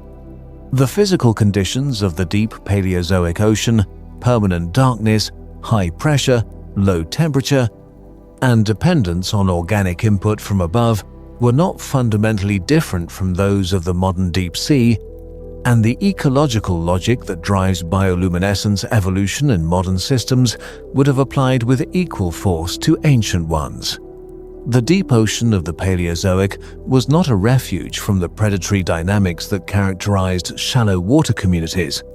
It was an extension of them operating under different physical constraints, sustained by different energy sources, and populated by organisms whose adaptations reflected the specific challenges of permanent darkness and isolation from surface productivity. The predators it produced were not less sophisticated for being less visible in the fossil record. They were products of the same fundamental selective pressures operating in an environment that tested different solutions and preserved different evidence of the answers it found. The vertebrate body plan a bilateral, internally supported organism with a distinct head, a post-anal tail, and a centralized nervous system enclosed within a protective cranial structure did not appear fully formed in the fossil record. It assembled incrementally over tens of millions of years through the accumulation of anatomical innovations in lineages that were, at each stage, functional organisms responding to immediate selective pressures rather than organisms progressing toward a predetermined design. The history of early vertebrate evolution is therefore not a linear sequence of improvements but a branching record of experiments, many of which produced body plans with no modern descendants, and a small number of which established the anatomical foundations on which all subsequent vertebrate diversity was built. The earliest vertebrates in the fossil record are jawless fish agnathans whose remains appear in Cambrian deposits approximately 520 million years ago. The Cambrian vertebrates known from this period, including Melokunmingia and Hycoichthys from the Chengjiang deposits of Yunnan province, were small, soft-bodied organisms between 2 and 3 centimeters in length, with a notochord providing axial support, a distinct head region bearing simple eyes, and a series of gill pouches for respiratory gas exchange. They possessed no mineralized hard parts, no bones, no teeth, no scales, and their preservation in the fossil record is a consequence of the exceptional soft tissue retention that characterizes the Chenjiang depositional environment. Under ordinary conditions, organisms of this construction leave no fossil trace. The mineralization of vertebrate tissues, the incorporation of calcium phosphate into biological structures to produce bone, dentine, and enamel represents one of the most consequential innovations in the history of animal life. Its origins are traceable to the Ordovician, where fragmentary scale and dermal plate material from early agnathan fish constitutes the first evidence of mineralized vertebrate tissue in the fossil record. The functional advantages of mineralization were multiple and immediate. Hard tissues provide structural rigidity that permits larger body sizes than cartilaginous or entirely soft skeletons can support. They offer resistance to mechanical deformation, a direct defensive advantage against predators capable of applying compressive or puncturing forces. And they provide surfaces against which muscles can generate leverage, enabling more powerful and precise movement than soft tissue attachment allows. The earliest mineralized vertebrate tissues were not internal bones in the modern sense. They were dermal formed in the skin rather than within the body and took the form of small, isolated scale-like elements called odontodes, composed of dentine and enamel-like material organized around a pulp cavity.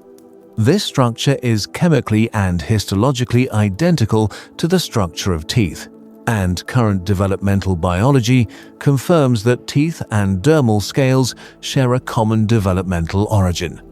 The implication is significant. The first hard tissues in vertebrate evolution were, in a meaningful biological sense, teeth covering the entire body surface, and the teeth inside the mouths of modern vertebrates are evolutionarily derived from this ancestral integumentary armor. The Ordovician and Silurian periods saw the diversification of jawless armored fish into a range of ecological forms collectively grouped under the informal designation ostracoderms, a term reflecting their external bony armor rather than any precise phylogenetic relationship. These organisms varied considerably in body form, habitat preference, and feeding strategy, but shared the characteristic of extensive dermal bone coverage over at least the anterior portion of the body. Pteraspids, present in Silurian and Devonian deposits, possessed a rostral shield of fused dermal plates covering the head and anterior trunk, with a posterior body of overlapping scales tapering to a heterocircle tail. Cephalaspids, known from similar deposits, had a broad, flattened head shield, with lateral fields of sensory tissue possibly electroreceptive arranged in characteristic patterns on its dorsal surface, suggesting sensitivity to weak electrical fields generated by the muscular activity of nearby organisms. The ecological role of most ostracoderms was likely bottom feeding or near bottom grazing, inferred from the ventral positioning of the mouth in most lineages and the flattened body form characteristic of many species. Without jaws, their feeding options were constrained to suction, filter feeding, or the ingestion of soft sediment surface material. Their armor, energetically costly to produce and maintain, was the primary adaptation enabling survival in environments populated by increasingly capable jawed predators. The fossil record of ostracoderms shows a clear temporal pattern. Diversity and abundance were highest in the Silurian and early Devonian, declined progressively through the middle and late Devonian as jawed vertebrates diversified, and effectively ended at the close of the Devonian, with only the lampreys and hagfish surviving as modern representatives of the jawless vertebrate lineage. The evolutionary origin of jaws represents a structural transformation of exceptional significance. The vertebrate jaw is derived from the anterior gill arches the skeletal elements that originally supported the gill slits in jawless fish. Through a series of developmental modifications, the first and second gill arches were progressively repositioned and restructured into the upper and lower jaw elements, with the associated musculature reoriented to produce the closing force of the jaw rather than the pumping motion of gill ventilation. This transformation did not occur in a single step. Transitional forms showing intermediate stages of jaw arch modification are documented in the fossil record, and developmental genetic studies of modern vertebrates have confirmed the homology between gill arch elements and jaw components at the level of gene expression patterns. The mechanical consequences of acquiring jaws were immediate and substantial. A jawed vertebrate can actively seize, manipulate, and process food items that a jawless organism cannot. It can consume prey larger than its mouth opening by biting rather than suction alone. It can apply directed force to hard-shelled prey, expanding the range of accessible food resources. And it can defend itself against predators using the jaw as a weapon, a behavioral option unavailable to organisms without the capacity for directed biting. The selective advantages conferred by jaws were sufficiently large that jawed vertebrates, the gnathostomes, diversified rapidly following their appearance in the Silurian and came to dominate virtually every aquatic ecological niche that jawless fish had previously occupied.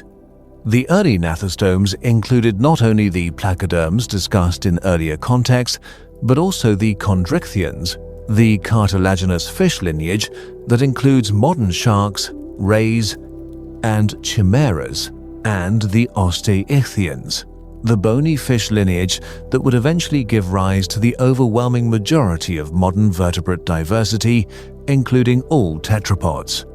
The divergence between chondrichthyans and osteichthyans is estimated by molecular clock analysis to have occurred in the early Silurian, approximately 430 to 440 million years ago, though fossil evidence for the earliest members of both lineages is fragmentary. By the Devonian, both groups were present as recognizable lineages with distinct anatomical characteristics: the cartilaginous skeleton and placoid scales of early sharks, contrasting with the mineralized internal skeleton and distinctive scale types of early bony fish. Teeth, once acquired, became one of the most rapidly evolving structures in vertebrate anatomy. The basic dentine enamel construction was elaborated into a range of functional forms: pointed cusps for piercing, broad crushing surfaces for processing hard-shelled prey, serrated edges for shearing, each representing an adaptation to a specific dietary niche. The capacity for continuous tooth replacement, present in most non-mammalian vertebrates and derived from the same developmental system that produces the initial dentition, ensured that wear and damage did not permanently compromise feeding function. A shark, across its lifetime, may produce and shed tens of thousands of individual teeth. This capacity for continuous replacement, combined with the rapid evolutionary modifiability of tooth form, made the vertebrate dentition one of the most flexible and responsive adaptive systems in the history of animal evolution.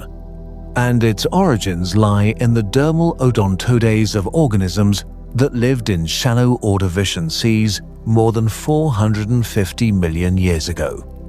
Approximately 359 million years ago, the Devonian period ended and the Carboniferous began a geological interval lasting approximately 60 million years from 359 to 299 million years ago that produced environmental conditions with no precise modern analog and ecological communities unlike anything that had existed before or has existed since.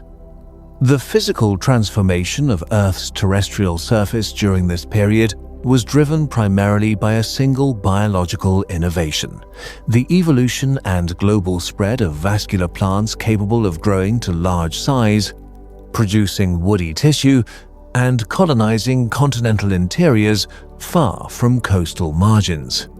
The consequences of this transformation extended from the chemistry of the atmosphere to the structure of marine ecosystems, and they created, across the low-latitude regions of the assembled supercontinent Pangaea, vast depositional environments of organic material that would eventually become the coal seams that defined the period's name.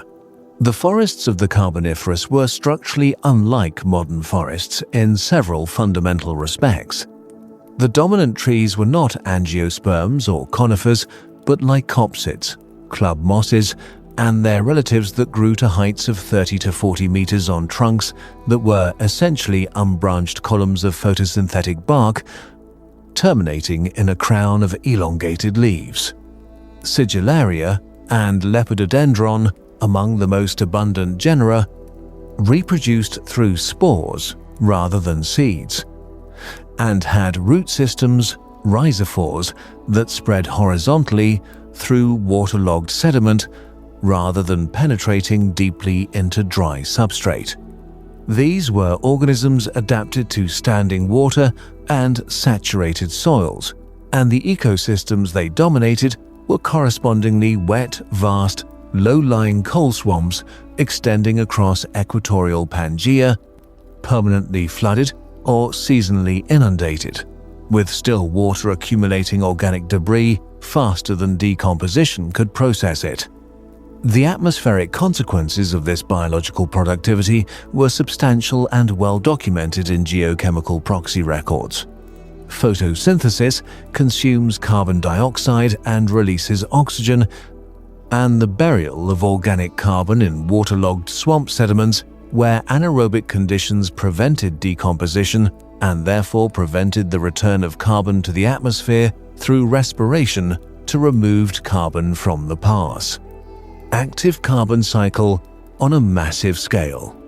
Atmospheric oxygen concentrations, currently approximately 21%, rose during the Carboniferous to levels estimated by different proxy methods at between 30 and 35%.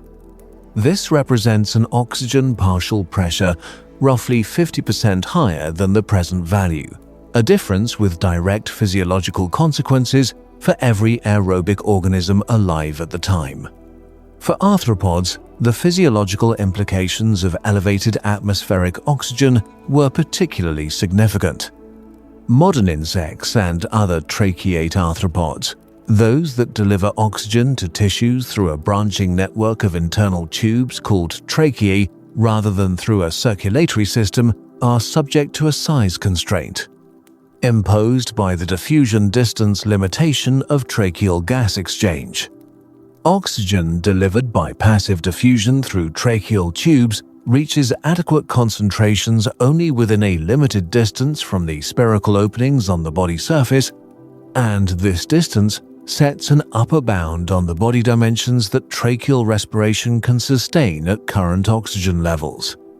At the oxygen concentrations present during the Carboniferous, this diffusion distance constraint was substantially relaxed, permitting tracheal respiration to sustain larger tissue volumes and allowing arthropod body sizes to increase beyond the limits imposed by modern atmospheric conditions.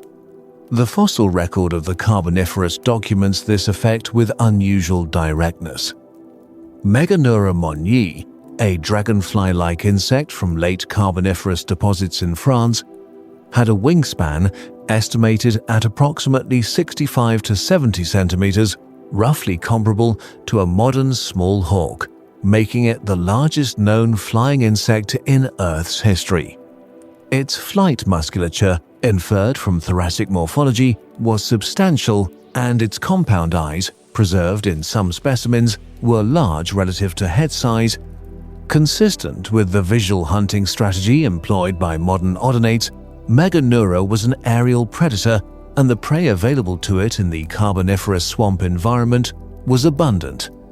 The same elevated oxygen conditions that permitted insect gigantism also supported large populations of other arthropods, amphibians, and early reptiles whose young represented accessible prey for a sufficiently large aerial hunter.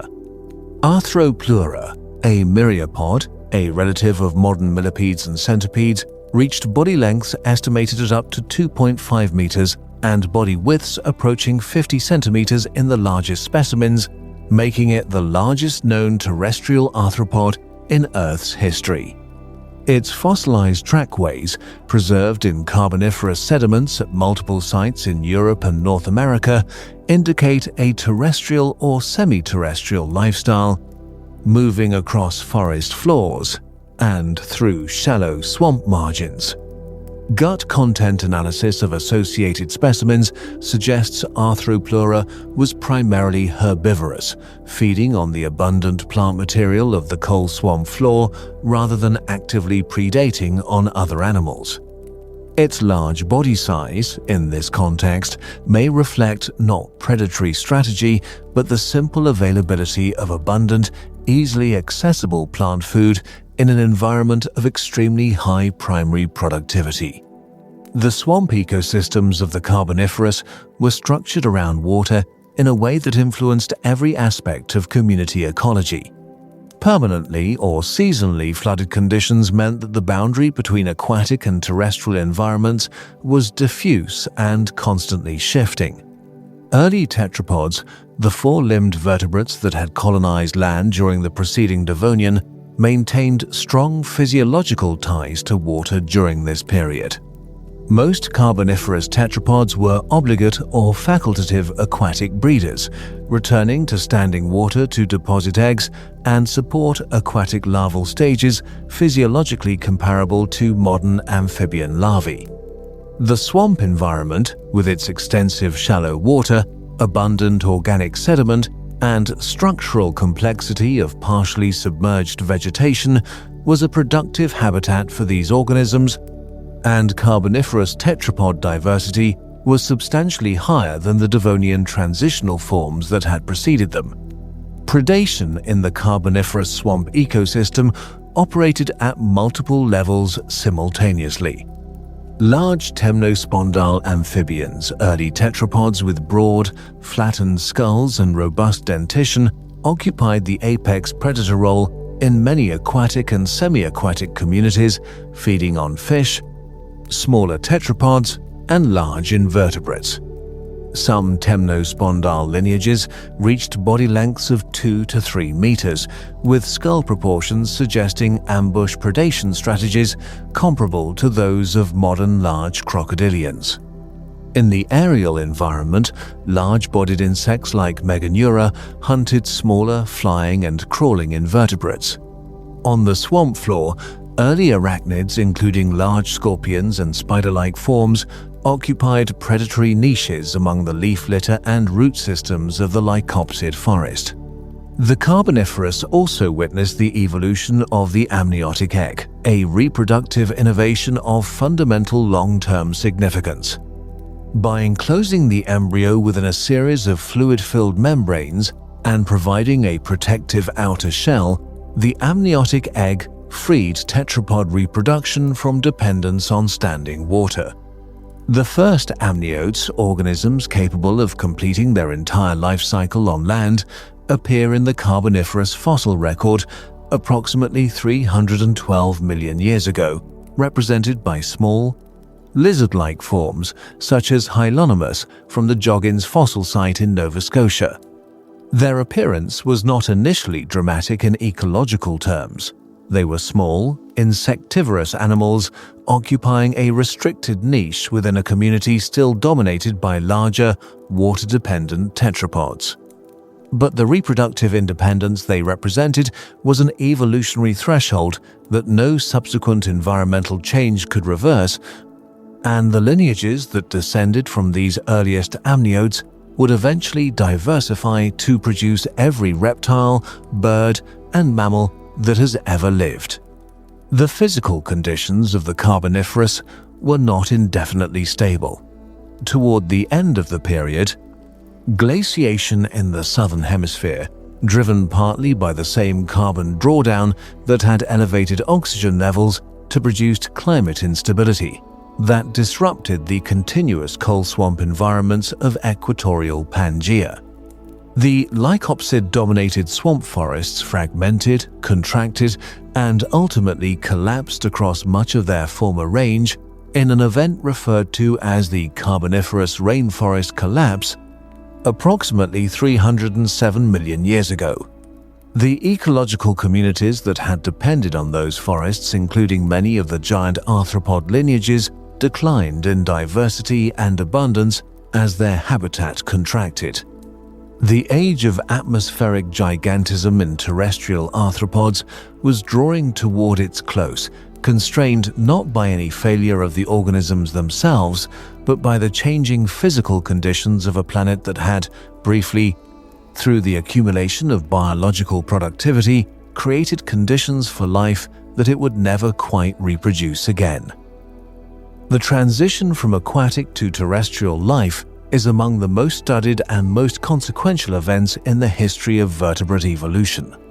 It was not a single event occurring at a defined moment in geological time, but a protracted process spanning tens of millions of years, involving multiple lineages experimenting with partial terrestriality before any fully committed to life on land.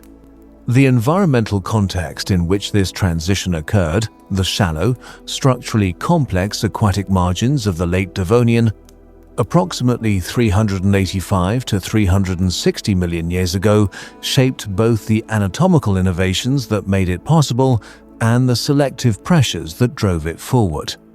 Understanding this transition requires examining not the endpoint, but the conditions and incremental steps that connected fully aquatic fish to the first organisms capable of sustained life outside of water. The lobe-finned fish sarcopterygians are the vertebrate group from which tetrapods descended. Among living sarcopterygians, the lungfish and the coelacanths represent the closest fish relatives of tetrapods, with molecular phylogenetic analyses consistently placing lungfish as the sister group to the tetrapod lineage. The critical anatomical feature distinguishing sarcopterygians from other fish is the structure of their paired fins. Rather than being supported by a fan of thin, bony rays attached directly to the girdle, sarcopterygian fins contain an internal skeleton of discrete bones arranged in a proximal to distal sequence, a single proximal element, two bones in the next segment, and multiple elements distally. This arrangement is homologous to the humerus, radius, and ulna, and the bones of the wrist and hand in tetrapod limbs. The limb did not evolve from nothing. It was remodeled from a fin architecture that already existed. Tiktaalik, Rosier, described from late Devonian deposits on Ellesmere Island in the Canadian Arctic in 2004 and dated to approximately 375 million years ago, occupies a position in the fossil record that has made it one of the most scientifically significant vertebrate discoveries of recent decades. Tiktaalik was a large lobe-finned fish reaching estimated lengths of up to 2.75 meters, with a body form intermediate between fully aquatic fish and early tetrapods in several anatomically critical respects.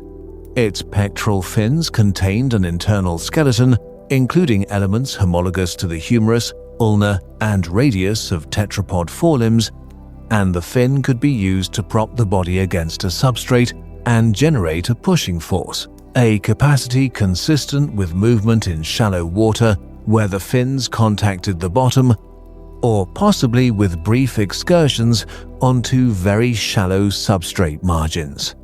Equally significant was the structure of Tiktaalik's head. Unlike most fish, in which the head is firmly connected to the shoulder girdle with no capacity for independent movement, Tiktaalik had a distinct neck, a separation between the skull and the pectoral girdle that permitted the head to move independently of the body. This anatomical feature has no clear functional requirement in open water swimming, but is directly useful for an organism that needs to raise its head while supporting its body on its forelimbs, as in the context of lifting the head above a water surface to breathe air or to survey a terrestrial environment.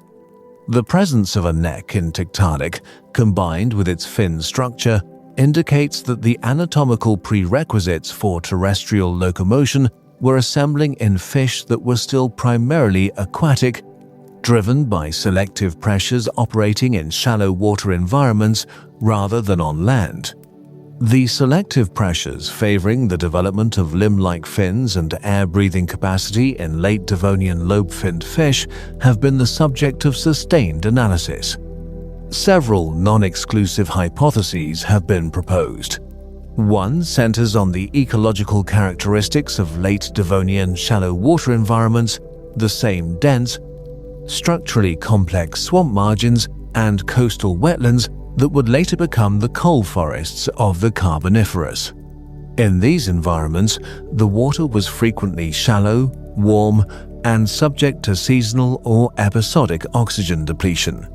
Fish capable of supplementing gill respiration with air breathing using a vascularized swim bladder or primitive lung to extract oxygen directly from the atmosphere would have had a significant survival advantage during low oxygen periods that would have been lethal to obligate gill breathers. Lungfish, which retain this capacity today, provide a living demonstration of its utility. A second hypothesis focuses on the mechanical advantages of robust, weight-bearing fins in structurally complex shallow water habitats. A fish capable of using its fins to push through dense aquatic vegetation to navigate across shallow substrate where swimming was not possible, or to move between isolated water bodies during dry periods would have accessed food resources and refugia unavailable to fish dependent on continuous open water. The fossil record of the environments in which transitional forms like Tiktaalik lived is consistent with this scenario. Late Devonian deposits from high-latitude sites show evidence of seasonally variable water levels, dense marginal vegetation, and the kind of fragmented, shallow water landscape in which robust fins and air-breathing capacity would have provided immediate functional advantages. The first true tetrapods organisms with 4 discrete limbs bearing digits rather than fin rays appear in the fossil record in the late Devonian, with Acanthostega and Ichthyostega from Greenland representing the best-known early examples. Both were recovered from deposits approximately 365 million years old, and both present anatomical combinations that were, on initial examination, surprising.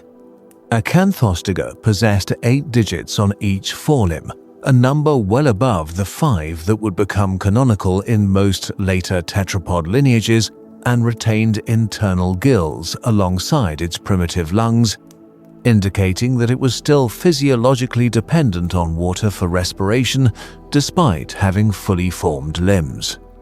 Its limb structure, analyzed biomechanically, appears better suited to paddling through water or navigating submerged substrate than to sustained weight-bearing locomotion on land.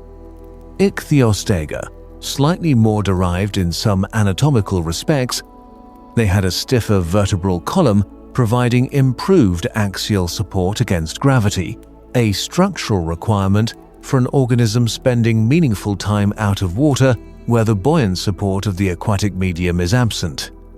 Its ribcage was robust and overlapping, providing thoracic rigidity consistent with the mechanical demands of breathing on land, where the weight of the body must be supported by the limbs rather than by water. Yet Ichthyostega also retained fish-like characteristics, a tail fin, fish-like sensory canal systems in the skull that place it firmly in a transitional position rather than at the origin of fully terrestrial vertebrate life. The physiological challenges of the water-to-land transition extended well beyond locomotion. An organism leaving the aquatic medium faces immediate problems of desiccation, the continuous loss of body water, to a relatively dry atmosphere. It faces altered thermal conditions as air temperature fluctuates more rapidly and across a wider range than water temperature in most environments. It faces different optical conditions as light refracts differently in air than in water, requiring adjustment of visual systems calibrated for aquatic environments. And it faces the mechanical demands of supporting body weight against gravity without the buoyant assistance of water.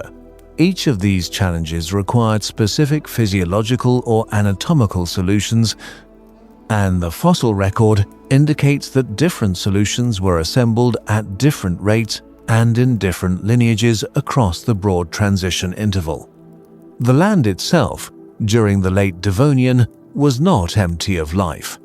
Vascular plants had been colonizing terrestrial margins for tens of millions of years, and by the late Devonian, complex plant communities with true root systems and woody tissue were present in many low-latitude environments.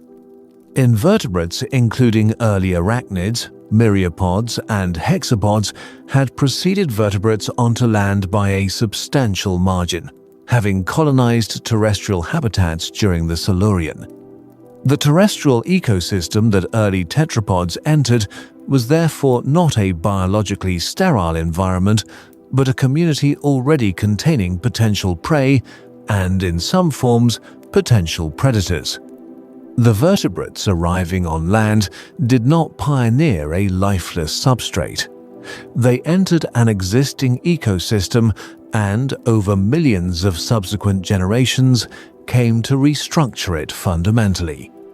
The lineage that would eventually produce modern sharks was present in Devonian seas as a minor component of vertebrate communities dominated by placoderms and early bony fish. The earliest unambiguous chondrichthyan fossils, scales, and fragmentary skeletal material identifiable as belonging to the cartilaginous fish lineage appear in the fossil record in the late Silurian and early Devonian, approximately 420 to 430 million years ago. These earliest representatives were small, ecologically unremarkable organisms occupying mid-level positions in marine food webs already structured by larger and more anatomically imposing predators. Nothing in their initial fossil record suggested that their lineage would prove to be one of the most durable in vertebrate evolutionary history, persisting through every subsequent mass extinction to produce the sharks, rays, and chimeras of the modern ocean. The cartilaginous skeleton that defines the chondrichthyans has frequently been characterized, in popular accounts, as a primitive feature, as though the absence of mineralized bone represents an earlier, less developed condition than that of the bony fish. This characterization is not supported by the developmental or phylogenetic evidence. Cartilage and bone share common cellular origins, and the chondrichthyan skeleton is not the ancestral vertebrate condition retained unchanged. It is, current evidence suggests, a derived condition, a secondary reduction of mineralization in the internal skeleton that occurred in the chondrichthyan lineage after the divergence from the bony fish lineage, while the external dermal skeleton, represented by placoid scales and teeth, retained its full mineralization. The cartilaginous skeleton of sharks is not a sign of primitiveness. It is a specific evolutionary solution with its own functional advantages, including reduced skeletal mass and the capacity for flexibility in structures that would be rigid if mineralized. Among the earliest sharks with sufficiently complete fossil material to permit meaningful anatomical reconstruction is Cladoslach. Known from exceptionally preserved specimens recovered from late Devonian deposits in the Cleveland Shale of Ohio, dated to approximately 370 million years ago. Cladoslach reached lengths of approximately 1.8 meters and possessed a body form recognizably shark-like in its general proportions: a streamlined fusiform body, a heterocircled tail, in which the vertebral column extended into the dorsal lobe, providing lift at the posterior end, and paired pectoral fins with a broad base providing stability. Its teeth were multicusped and relatively simple in structure, and stomach contents preserved in some specimens include whole fish swallowed tail first, indicating active pursuit predation in open water. What Cladocelage lacked, compared to modern sharks, is as informative as what it possessed. It apparently had no claspers, the intromittent organs used by male chondrichthyans for internal fertilization, suggesting that reproductive strategies in early sharks may have differed from those of modern species. Its pectoral fins, while functional for stability, lacked the mobility of modern shark pectoral fins, limiting its maneuverability compared to later, more derived forms. These absences indicate that the shark body plan as it exists today was not fully assembled in the Devonian, but continued to be refined through subsequent periods, with different functional systems reaching their modern configuration at different points in the lineage's history. The Carboniferous and Permian periods, following the late Devonian extinction that had eliminated the placoderms and restructured marine ecosystems, represented an interval of significant chondrichthyan diversification. Freed from competition with the dominant placoderm lineages, sharks and their relatives radiated into ecological roles that had previously been occupied by other predators. The diversity of chondrichthyan body plans and tooth morphologies during the Carboniferous substantially exceeded that of modern sharks, producing organisms whose anatomical configurations have no living equivalents and whose ecological roles can only be inferred from morphological analysis and depositional context. Stethocanthus, a Carboniferous shark reaching lengths of approximately 70 centimeters to 1 meter, possessed a dorsal fin modified into a distinctive anvil-like or ironing board shape, with the flat upper surface covered in the same type of denticles, small tooth-like scales present on the top of the head. The function of this structure has been debated extensively. Proposed interpretations include display for intraspecific communication, a mimicry structure that, when viewed from below, resembled the open mouth of a larger predator, and a structural anchor for remora-like attachment to larger organisms. None of these hypotheses has been definitively confirmed, and Stethocanthus remains one of several Carboniferous chondrichthyans whose anatomy raises questions that the available evidence cannot fully resolve. Helicoprion presents a different category of anatomical puzzle, one that occupied paleontologists for over a century before a satisfactory resolution was reached. Known initially from a distinctive fossil element described as a tooth whorl, a tightly coiled spiral of teeth increasing in size from the center outward, with the largest teeth at the outermost margin, Helicoprion was recognized from its discovery in the late 19th century as belonging to a chondrichthyan, but the placement of the tooth whorl within the animal's anatomy proved deeply contested. Proposed reconstructions over the decades placed the whorl at the tip of the lower jaw, at the tip of the snout, along the tail, and in various configurations within the oral cavity. Resolution came in 2013 through CT scanning of a specimen from the Idaho Museum of Natural History that preserved cartilaginous jaw material in association with the tooth whorl. The analysis demonstrated that the whorl was located entirely within the lower jaw, with the spiral sitting in a symphyseal position at the midline junction of the two lower jaw rami and the functional teeth at the outer margin of the whorl engaging with a toothless upper jaw. This configuration, unique among known vertebrates, functioned as a cutting rather than a crushing apparatus, with the outer teeth slicing through soft-bodied prey as the jaw closed.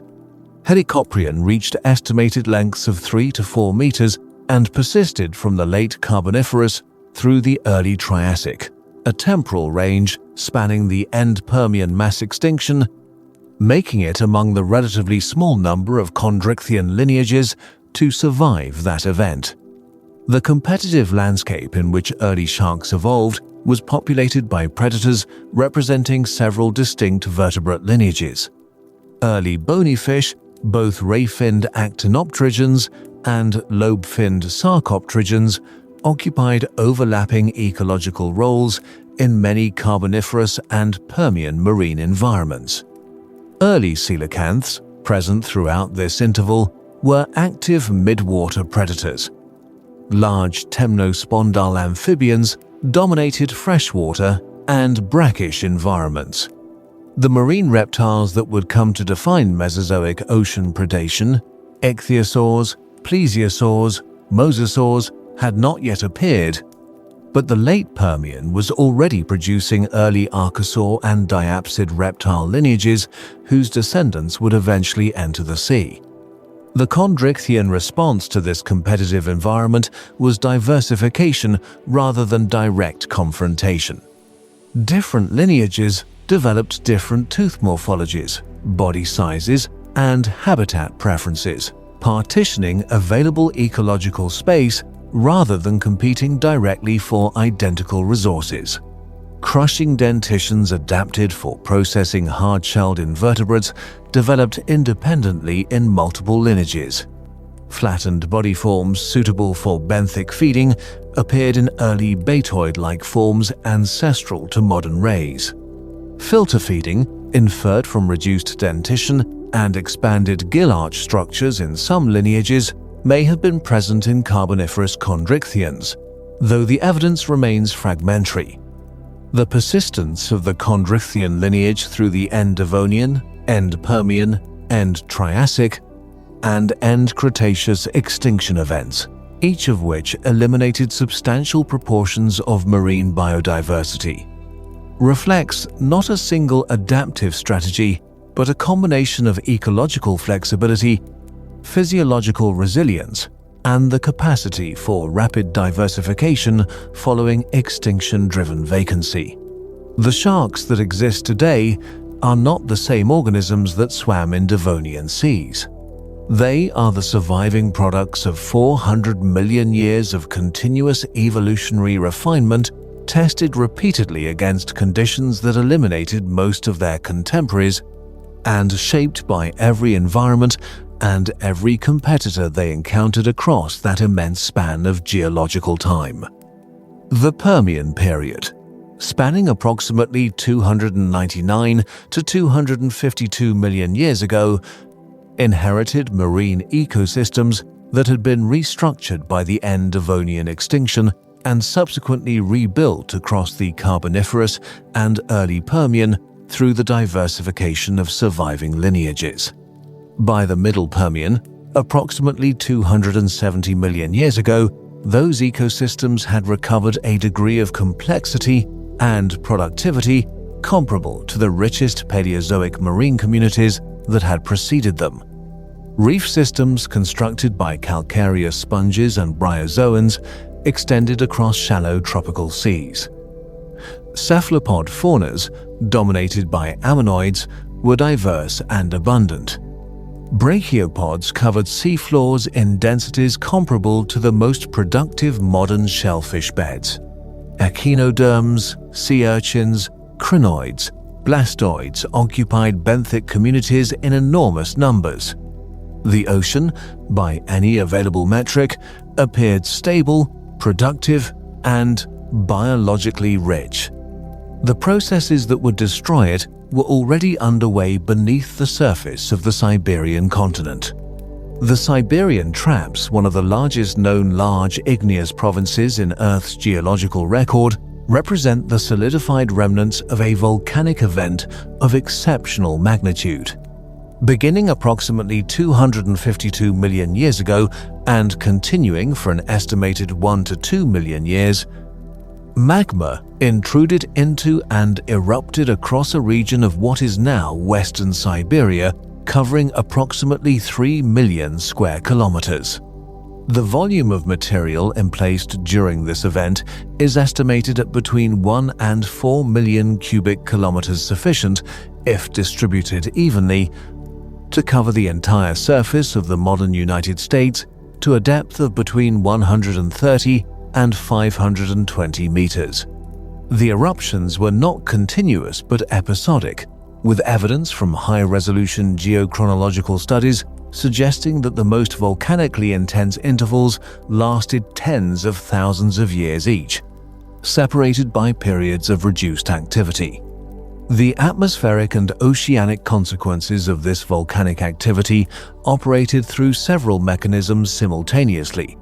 Direct emission of carbon dioxide from magmatic degassing added greenhouse gas to the atmosphere at rates that geological carbon cycle feedbacks could not absorb quickly enough to maintain equilibrium. Sulfur dioxide emissions produced short-term cooling episodes through the formation of reflective aerosols in the stratosphere, but these aerosols settled out within years to decades, while the carbon dioxide they were accompanied by persisted in the atmosphere for thousands to tens of thousands of years. The net long-term effect was warming, a progressive increase in global mean temperature that geological proxy records indicate reached between 8 and 10 degrees Celsius above pre-event baseline values at its peak. Oceanic warming on this scale produced consequences that cascaded through marine ecosystems through multiple interacting pathways.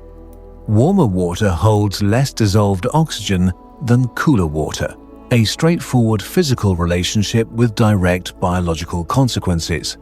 As ocean temperatures rose, dissolved oxygen concentrations declined, and the depth of the oxygen minimum zone, the layer of low oxygen water present at intermediate depths in all modern oceans, expanded both vertically and geographically. In the most severely affected regions, bottom waters became anoxic entirely, eliminating the benthic communities that depended on oxygenated conditions for survival. Geological evidence for these anoxic conditions is preserved in the chemical signatures of Permian-Triassic boundary sediments worldwide. Elevated concentrations of iron sulfide minerals, carbon isotope anomalies consistent with disrupted organic carbon cycling, and the presence of biomarkers for anaerobic photosynthetic bacteria that thrive only in sulfidic, oxygen-depleted water. Ocean acidification provided a parallel and compounding stress. Carbon dioxide dissolving in seawater produces carbonic acid, lowering oceanic pH and reducing the saturation state of calcium carbonate minerals. For organisms that build shells, skeletons, or protective plates from calcium carbonate, brachiopods, mollusks, echinoderms, corals, calcareous sponges, reduced carbonate saturation increases the energetic cost of biomineralization, and below critical saturation thresholds causes existing carbonate structures to dissolve. The late Permian Ocean was acidifying progressively as atmospheric carbon dioxide concentrations rose, and the organisms most dependent on carbonate biomineralization were among the first to show evidence of population stress in the fossil record. The reef systems of the Middle Permian, which had represented some of the most structurally complex and biologically diverse marine communities in Paleozoic history, show a clear stratigraphic record of decline preceding the final extinction horizon. Reef-building organisms, primarily calcareous sponges of the group Tuberphytes and various bryozoan taxa, disappear progressively from the record through the late Permian, with reef structures becoming smaller, less diverse, and increasingly restricted to the highest latitude environments where ocean temperatures remained relatively low. By the latest Permian, major reef construction had effectively ceased globally, and the structured three-dimensional habitats that reefs provided shelter, recruitment substrate, and concentrated food resources for hundreds of associated species had been lost from most marine environments. The disruption of reef systems had cascading consequences for the broader food web. Species dependent on reef habitats for shelter during juvenile stages, for foraging substrate, or for the structural complexity that reduced predation risk lost those resources progressively as reefs declined. The loss of calcareous sponges and bryozoans as reef builders also removed a significant pathway for organic carbon burial in shallow water carbonates, further disrupting the carbon cycle at a time when additional carbon burial capacity was precisely what the system required to buffer atmospheric carbon dioxide accumulation. Volcanic activity interacted with pre-existing geological conditions in ways that amplified its atmospheric impact beyond what direct magmatic emissions alone could account for. The Siberian Traps eruptions emplaced magma through thick sequences of sedimentary rock containing coal deposits, evaporites, and carbonate formations. Contact metamorphism, the heating of sedimentary rocks by intruding magma, released additional carbon dioxide from carbonate decomposition, methane from coal volatilization, and halogen compounds, including chlorine and bromine, from evaporite sequences. The halogens, injected into the stratosphere, catalyzed ozone destruction through well-established photochemical mechanisms, reducing the effectiveness of the ozone layer in attenuating ultraviolet radiation at Earth's surface. Elevated ultraviolet flux at the ocean surface would have directly damaged phytoplankton, the photosynthetic microorganisms responsible for the majority of marine primary productivity at the base of the food web, compounding the effects of warming and acidification on higher trophic levels. The food web consequences of simultaneous stresses at multiple trophic levels were not simply additive. They were multiplicative in their ecological impact. A marine community facing declining primary productivity at the base of the food web, loss of reef habitat structure, declining dissolved oxygen in bottom waters, and acidification stress on calcifying organisms was experiencing simultaneous disruption at every level of its organizational hierarchy. Predators dependent on specific prey species found those prey declining. Filter feeders dependent on suspended organic material found primary productivity reduced. Benthic scavengers found bottom waters becoming hypoxic or anoxic. No trophic guild was insulated from the compounding effects of these simultaneous pressures. The geochemical records of the latest Permian Ocean document the progressive deterioration of marine conditions with unusual resolution. Carbon isotope excursions, rapid shifts in the ratio of carbon 1:3 to carbon 12 inches, marine carbonate sediments indicate repeated disruptions to the global carbon cycle in the millions of years preceding the ratio.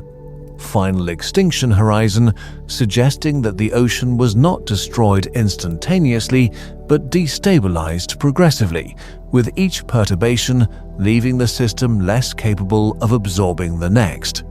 Sulfur isotope records show evidence of expanding euthymic conditions water columns that are simultaneously anoxic and sulfidic in multiple oceanic basins through the late Permian, consistent with the progressive deoxygenation documented in sedimentary mineral assemblages.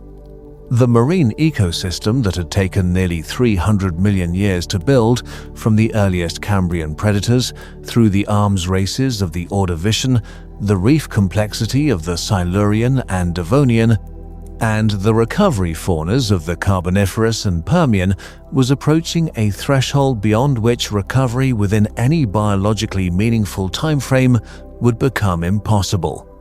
The specific organisms alive in the latest Permian Ocean could not have detected the geochemical signals encoded in the sediments accumulating around them.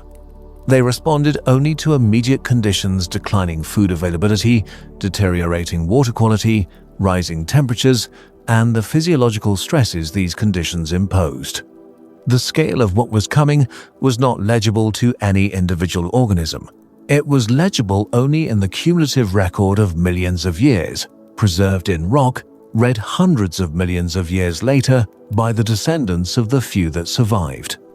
In the immediate aftermath of the end Permian extinction, the ocean was not empty. It was depleted, stripped of the overwhelming majority of its species, its ecological structure dismantled, its productivity collapsed to a fraction of pre-extinction values, but it retained a residual biological community of organisms that had, through some combination of physiological tolerance, geographic position, ecological generalism, or chance, survived conditions that had eliminated 96% of their contemporaries. These survivors were not a representative cross-section of Permian marine biodiversity. They were a heavily filtered subset, selected not for ecological sophistication or competitive dominance, but for the capacity to persist through an interval of environmental extremity that had no precedent in their evolutionary history. From this filtered residue, the entire subsequent history of marine life was built. The characteristics shared by many end-Permian survivors illuminate the nature of the selective filter the extinction imposed. Physiological tolerance for low oxygen conditions, hypoxia tolerance, appears as a recurring feature of surviving lineages. Organisms capable of reducing metabolic rate under oxygen stress, of switching to anaerobic metabolic pathways for short intervals, or of extracting adequate oxygen from severely depleted water survived at higher rates than obligate aerobic organisms with narrow oxygen tolerance ranges. Small body size, which reduces absolute oxygen demand and allows survival in microhabitats, with locally improved conditions, crevices, sediment interstices, localized upwelling zones, was also disproportionately represented among survivors. Ecological generalism, the capacity to exploit multiple food sources and tolerate a range of environmental conditions rather than depending on specific prey species or habitat types, provided resilience when the specific resources and habitats that specialist species required were no longer available. Among the marine invertebrate groups that survived, the bivalve mollusks emerged from the extinction interval as one of the most ecologically significant. Bivalves had been present in Paleozoic seas since the Cambrian, but had never achieved the ecological dominance of brachiopods, which occupied functionally similar filter-feeding niches on soft substrates and hard surfaces across the Paleozoic seafloor. The end-Permian extinction eliminated the majority of brachiopod lineages, while bivalves, apparently better equipped physiologically to tolerate the hypoxic and acidified conditions of the extinction interval, survived at comparatively higher rates. The post-extinction recovery of benthic communities saw bivalves diversifying rapidly into the ecological space vacated by brachiopods, eventually coming to dominate soft substrate filter-feeding gills in a way they have maintained to the present day. The modern dominance of clams, mussels, and oysters on seafloors worldwide is, in a direct ecological sense, a consequence of the selective mortality of the end Permian.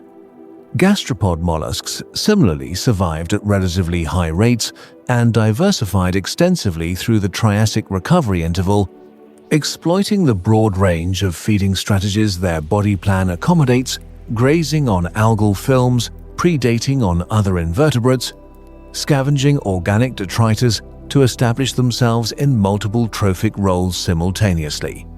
Echinoderms, severely reduced at the extinction horizon, retained enough surviving lineages to rebuild echinoderm diversity through the Triassic and Jurassic, eventually producing the sea urchins, sea stars, and brittle stars that characterize modern benthic communities. The crinoid stalked filter feeders that had been extraordinarily abundant in Paleozoic seas, sometimes forming crinoid gardens covering large areas of seafloor, were reduced to a small number of surviving lineages, but recovered sufficiently to persist to the present, where they occupy a reduced but ecologically consistent filter-feeding role in modern reef environments. The ammonoids, reduced at the extinction horizon to a minimal number of surviving lineages, underwent one of the most extensively documented evolutionary radiations in the fossil record during the early and middle Triassic.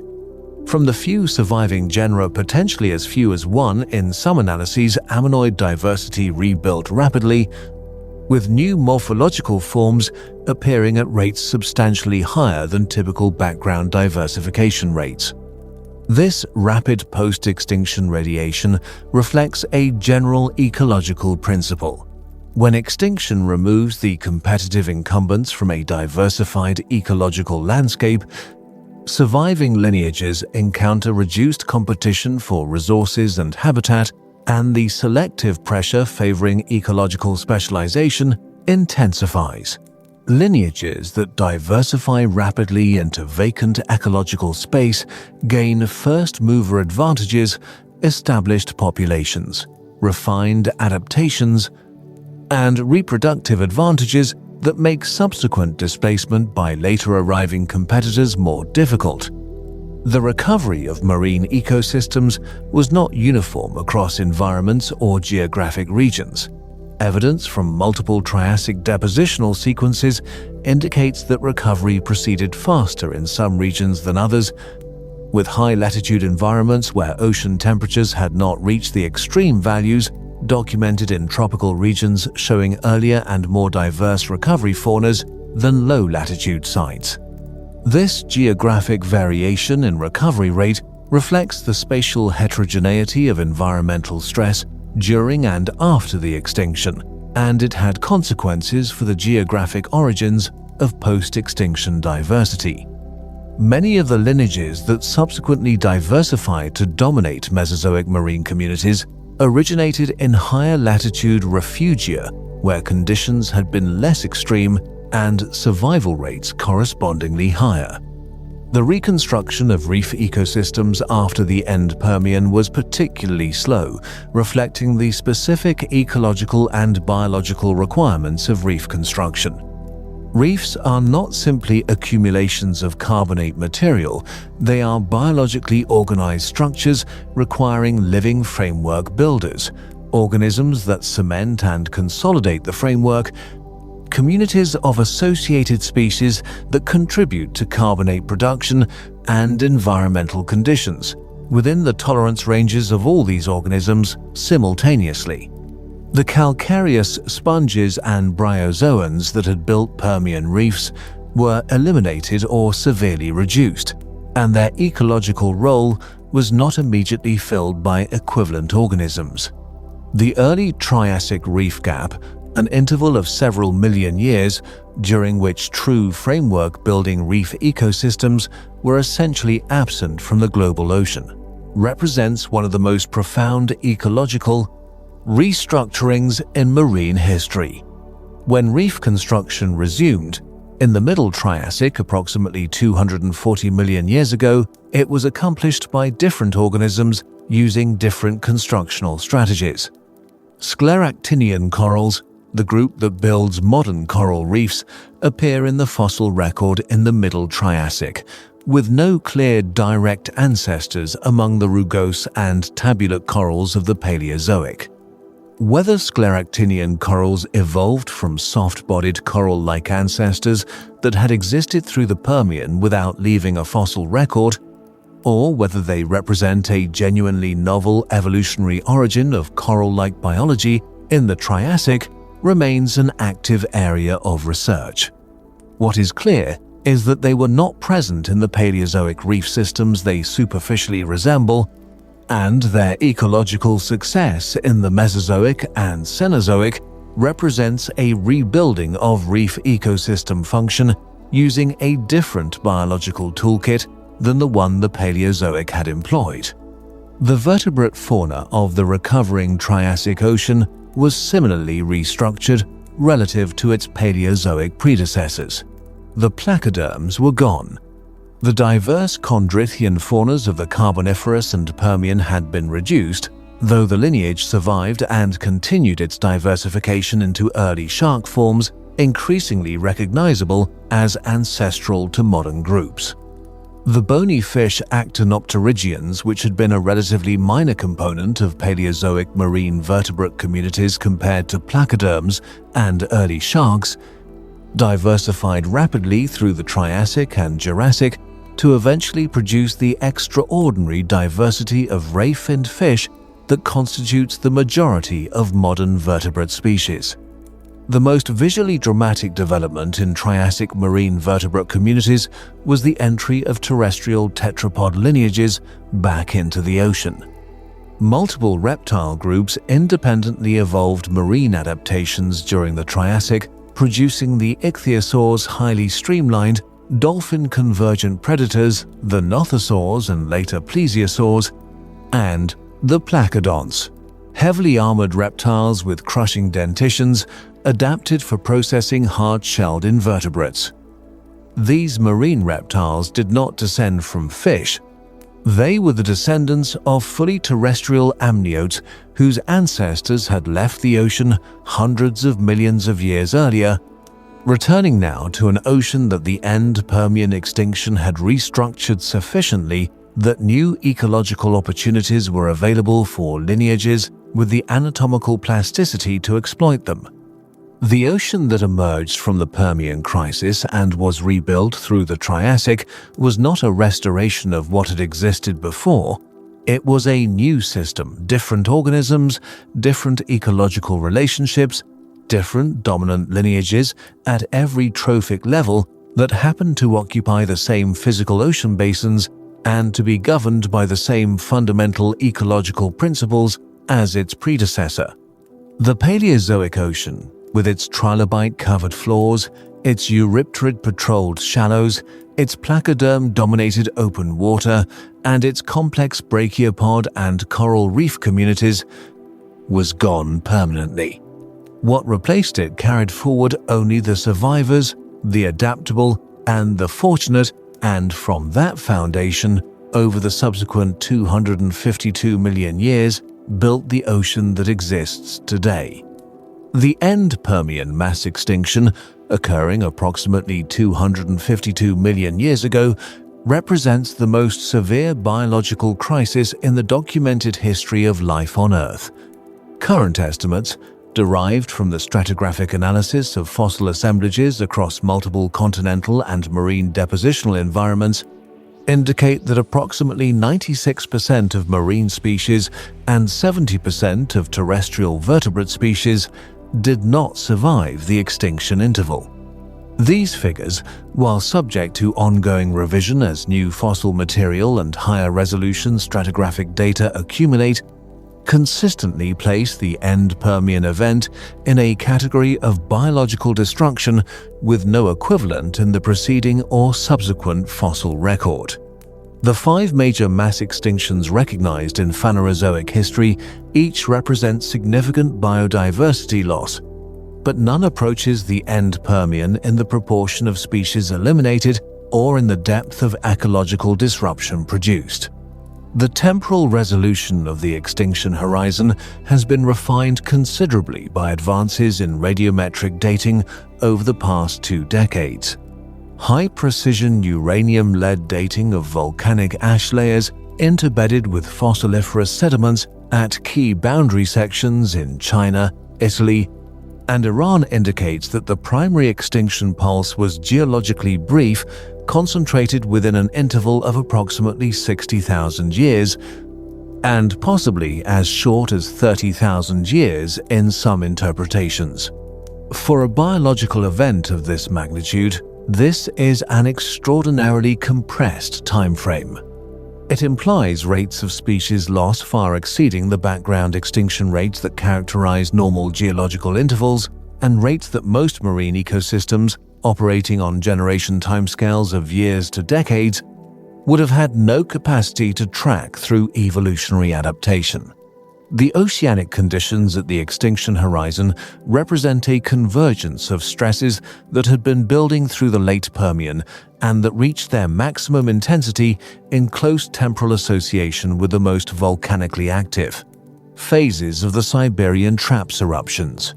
Ocean surface temperatures in tropical regions, reconstructed from oxygen isotope ratios in fossil marine carbonates, reached values estimated at 35 to 40 degrees Celsius, temperatures approaching or exceeding the thermal tolerance limits of most modern marine organisms, and almost certainly above the tolerance limits of many Permian marine.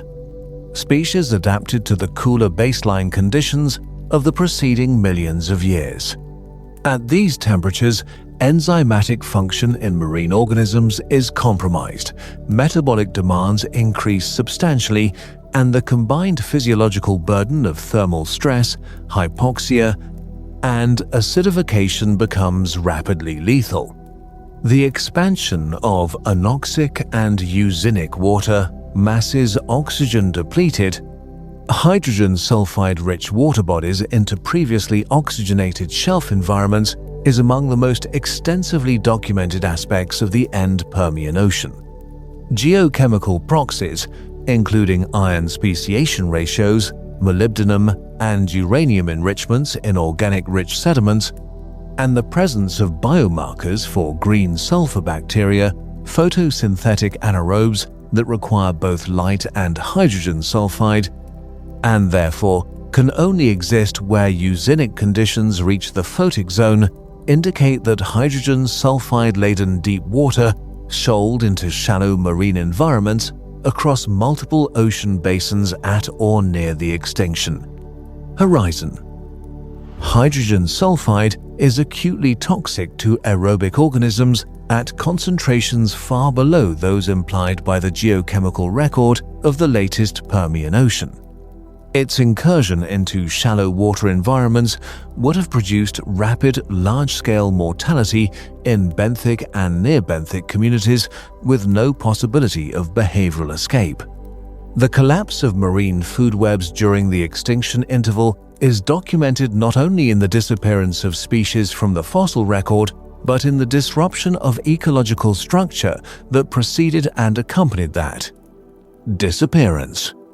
Carbon isotope records from latest Permian marine sediments show negative excursions, rapid decreases in carbon 1,3 relative to carbon 1,2 consistent with the collapse of marine primary productivity. When photosynthetic organisms at the base of the food web cease to fix carbon at normal rates, the isotopic signature of organic carbon shifts in ways that are preserved in the carbonate minerals precipitated by organisms consuming that organic material.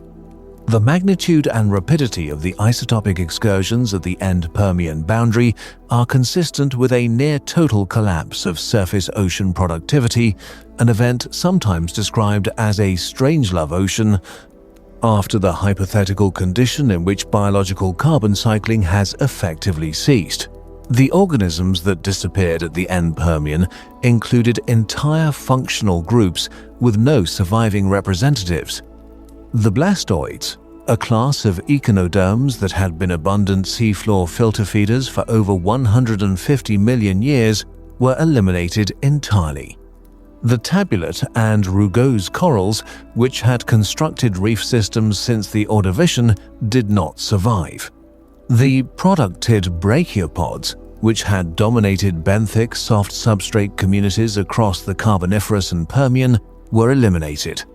The fusulinid foraminifera single-celled organisms that had been among the most numerically abundant calcifying organisms in Permian seas disappeared completely. Each of these extinctions removed not merely a taxonomic group, but a functional ecological role, a pathway in the flow of energy and materials through marine ecosystems, and a structural component of communities that had depended on their presence for millions of years. Ammonoids, which had survived the end-Devonian extinction and diversified extensively through the Carboniferous and Permian, were reduced at the end Permian to a small number of surviving lineages, possibly as few as 1 or 2 genera in some analyses, from which all subsequent Triassic and later ammonoid diversity was rebuilt. The genetic bottleneck imposed by this near-extinction event constrained the morphological diversity available to the recovering lineage and influenced the evolutionary trajectory of ammonoids for the remainder of their existence. Similar bottleneck effects, operating across multiple surviving lineages simultaneously, shaped the ecological and evolutionary character of post-extinction recovery faunas in ways that persisted for millions of years. The terrestrial extinction was simultaneous with the marine crisis and comparably severe. Dicynodonts, gorgonopsids, and most other dominant Permian terrestrial vertebrate groups were eliminated or severely reduced. The Lystrosaurus fauna that characterizes earliest Triassic continental deposits is strikingly low in diversity. A small number of generalist species dominating communities from which the ecological complexity of the late Permian had been almost entirely removed. The low diversity of earliest Triassic terrestrial communities reflects not simply the loss of species, but the loss of ecological structure. The predator-prey relationships, competitive hierarchies, and habitat associations that had organized Permian terrestrial life had been dismantled, and their reconstruction required not merely the survival of individual lineages, but the rebuilding of entire ecological networks from the survivors available. The recovery interval following the end Permian extinction was itself unusually prolonged compared to recoveries following other mass extinction events. Quantitative analyses of marine fossil assemblages indicate that global marine biodiversity did not return to pre-extinction levels for approximately 10 million years following the extinction horizon, a recovery interval substantially longer than those following the end Ordovician or end Cretaceous extinctions. This delayed recovery has been attributed to multiple factors, including the persistence of environmentally stressful conditions, elevated temperatures, intermittent anoxia, ocean acidification through the early Triassic, which repeatedly disrupted recovery attempts by newly diversifying lineages. Isotopic evidence suggests that the early Triassic Ocean experienced multiple secondary perturbations superimposed on the initial extinction event, each of which set back recovery in affected environments. The concept of dead zones, regions of the ocean in which environmental conditions are incompatible with most aerobic life, is well established in modern oceanography, where nutrient loading and warming drive seasonal or permanent hypoxia in coastal and shelf environments. The end Permian Ocean produced dead zones of a scale and duration that have no modern analog, not seasonal and localized, but global and persistent, maintained by the continued forcing of volcanic carbon emissions through an early Triassic interval when atmospheric carbon dioxide concentrations remained elevated and ocean circulation patterns, disrupted by warming, had not re-established the thermohaline overturning that distributes oxygen to deep water masses in the modern ocean. What the end Permian demonstrated across its 60,000-year primary pulse and its multi-million-year recovery interval was the fragility of biological complexity when the physical systems that sustain it are sufficiently disrupted. The ecosystems of the Paleozoic had required nearly 300 million years to assemble. Their destruction was accomplished in a geological instant, by processes operating at scales volcanic, atmospheric, oceanic, against which no biological adaptation could provide meaningful protection. The ocean that emerged from the end Permian was not a modified version of the Paleozoic ocean. It was a different system, built by different organisms, structured by different ecological relationships, operating in a world that the extinction event had fundamentally and permanently remade.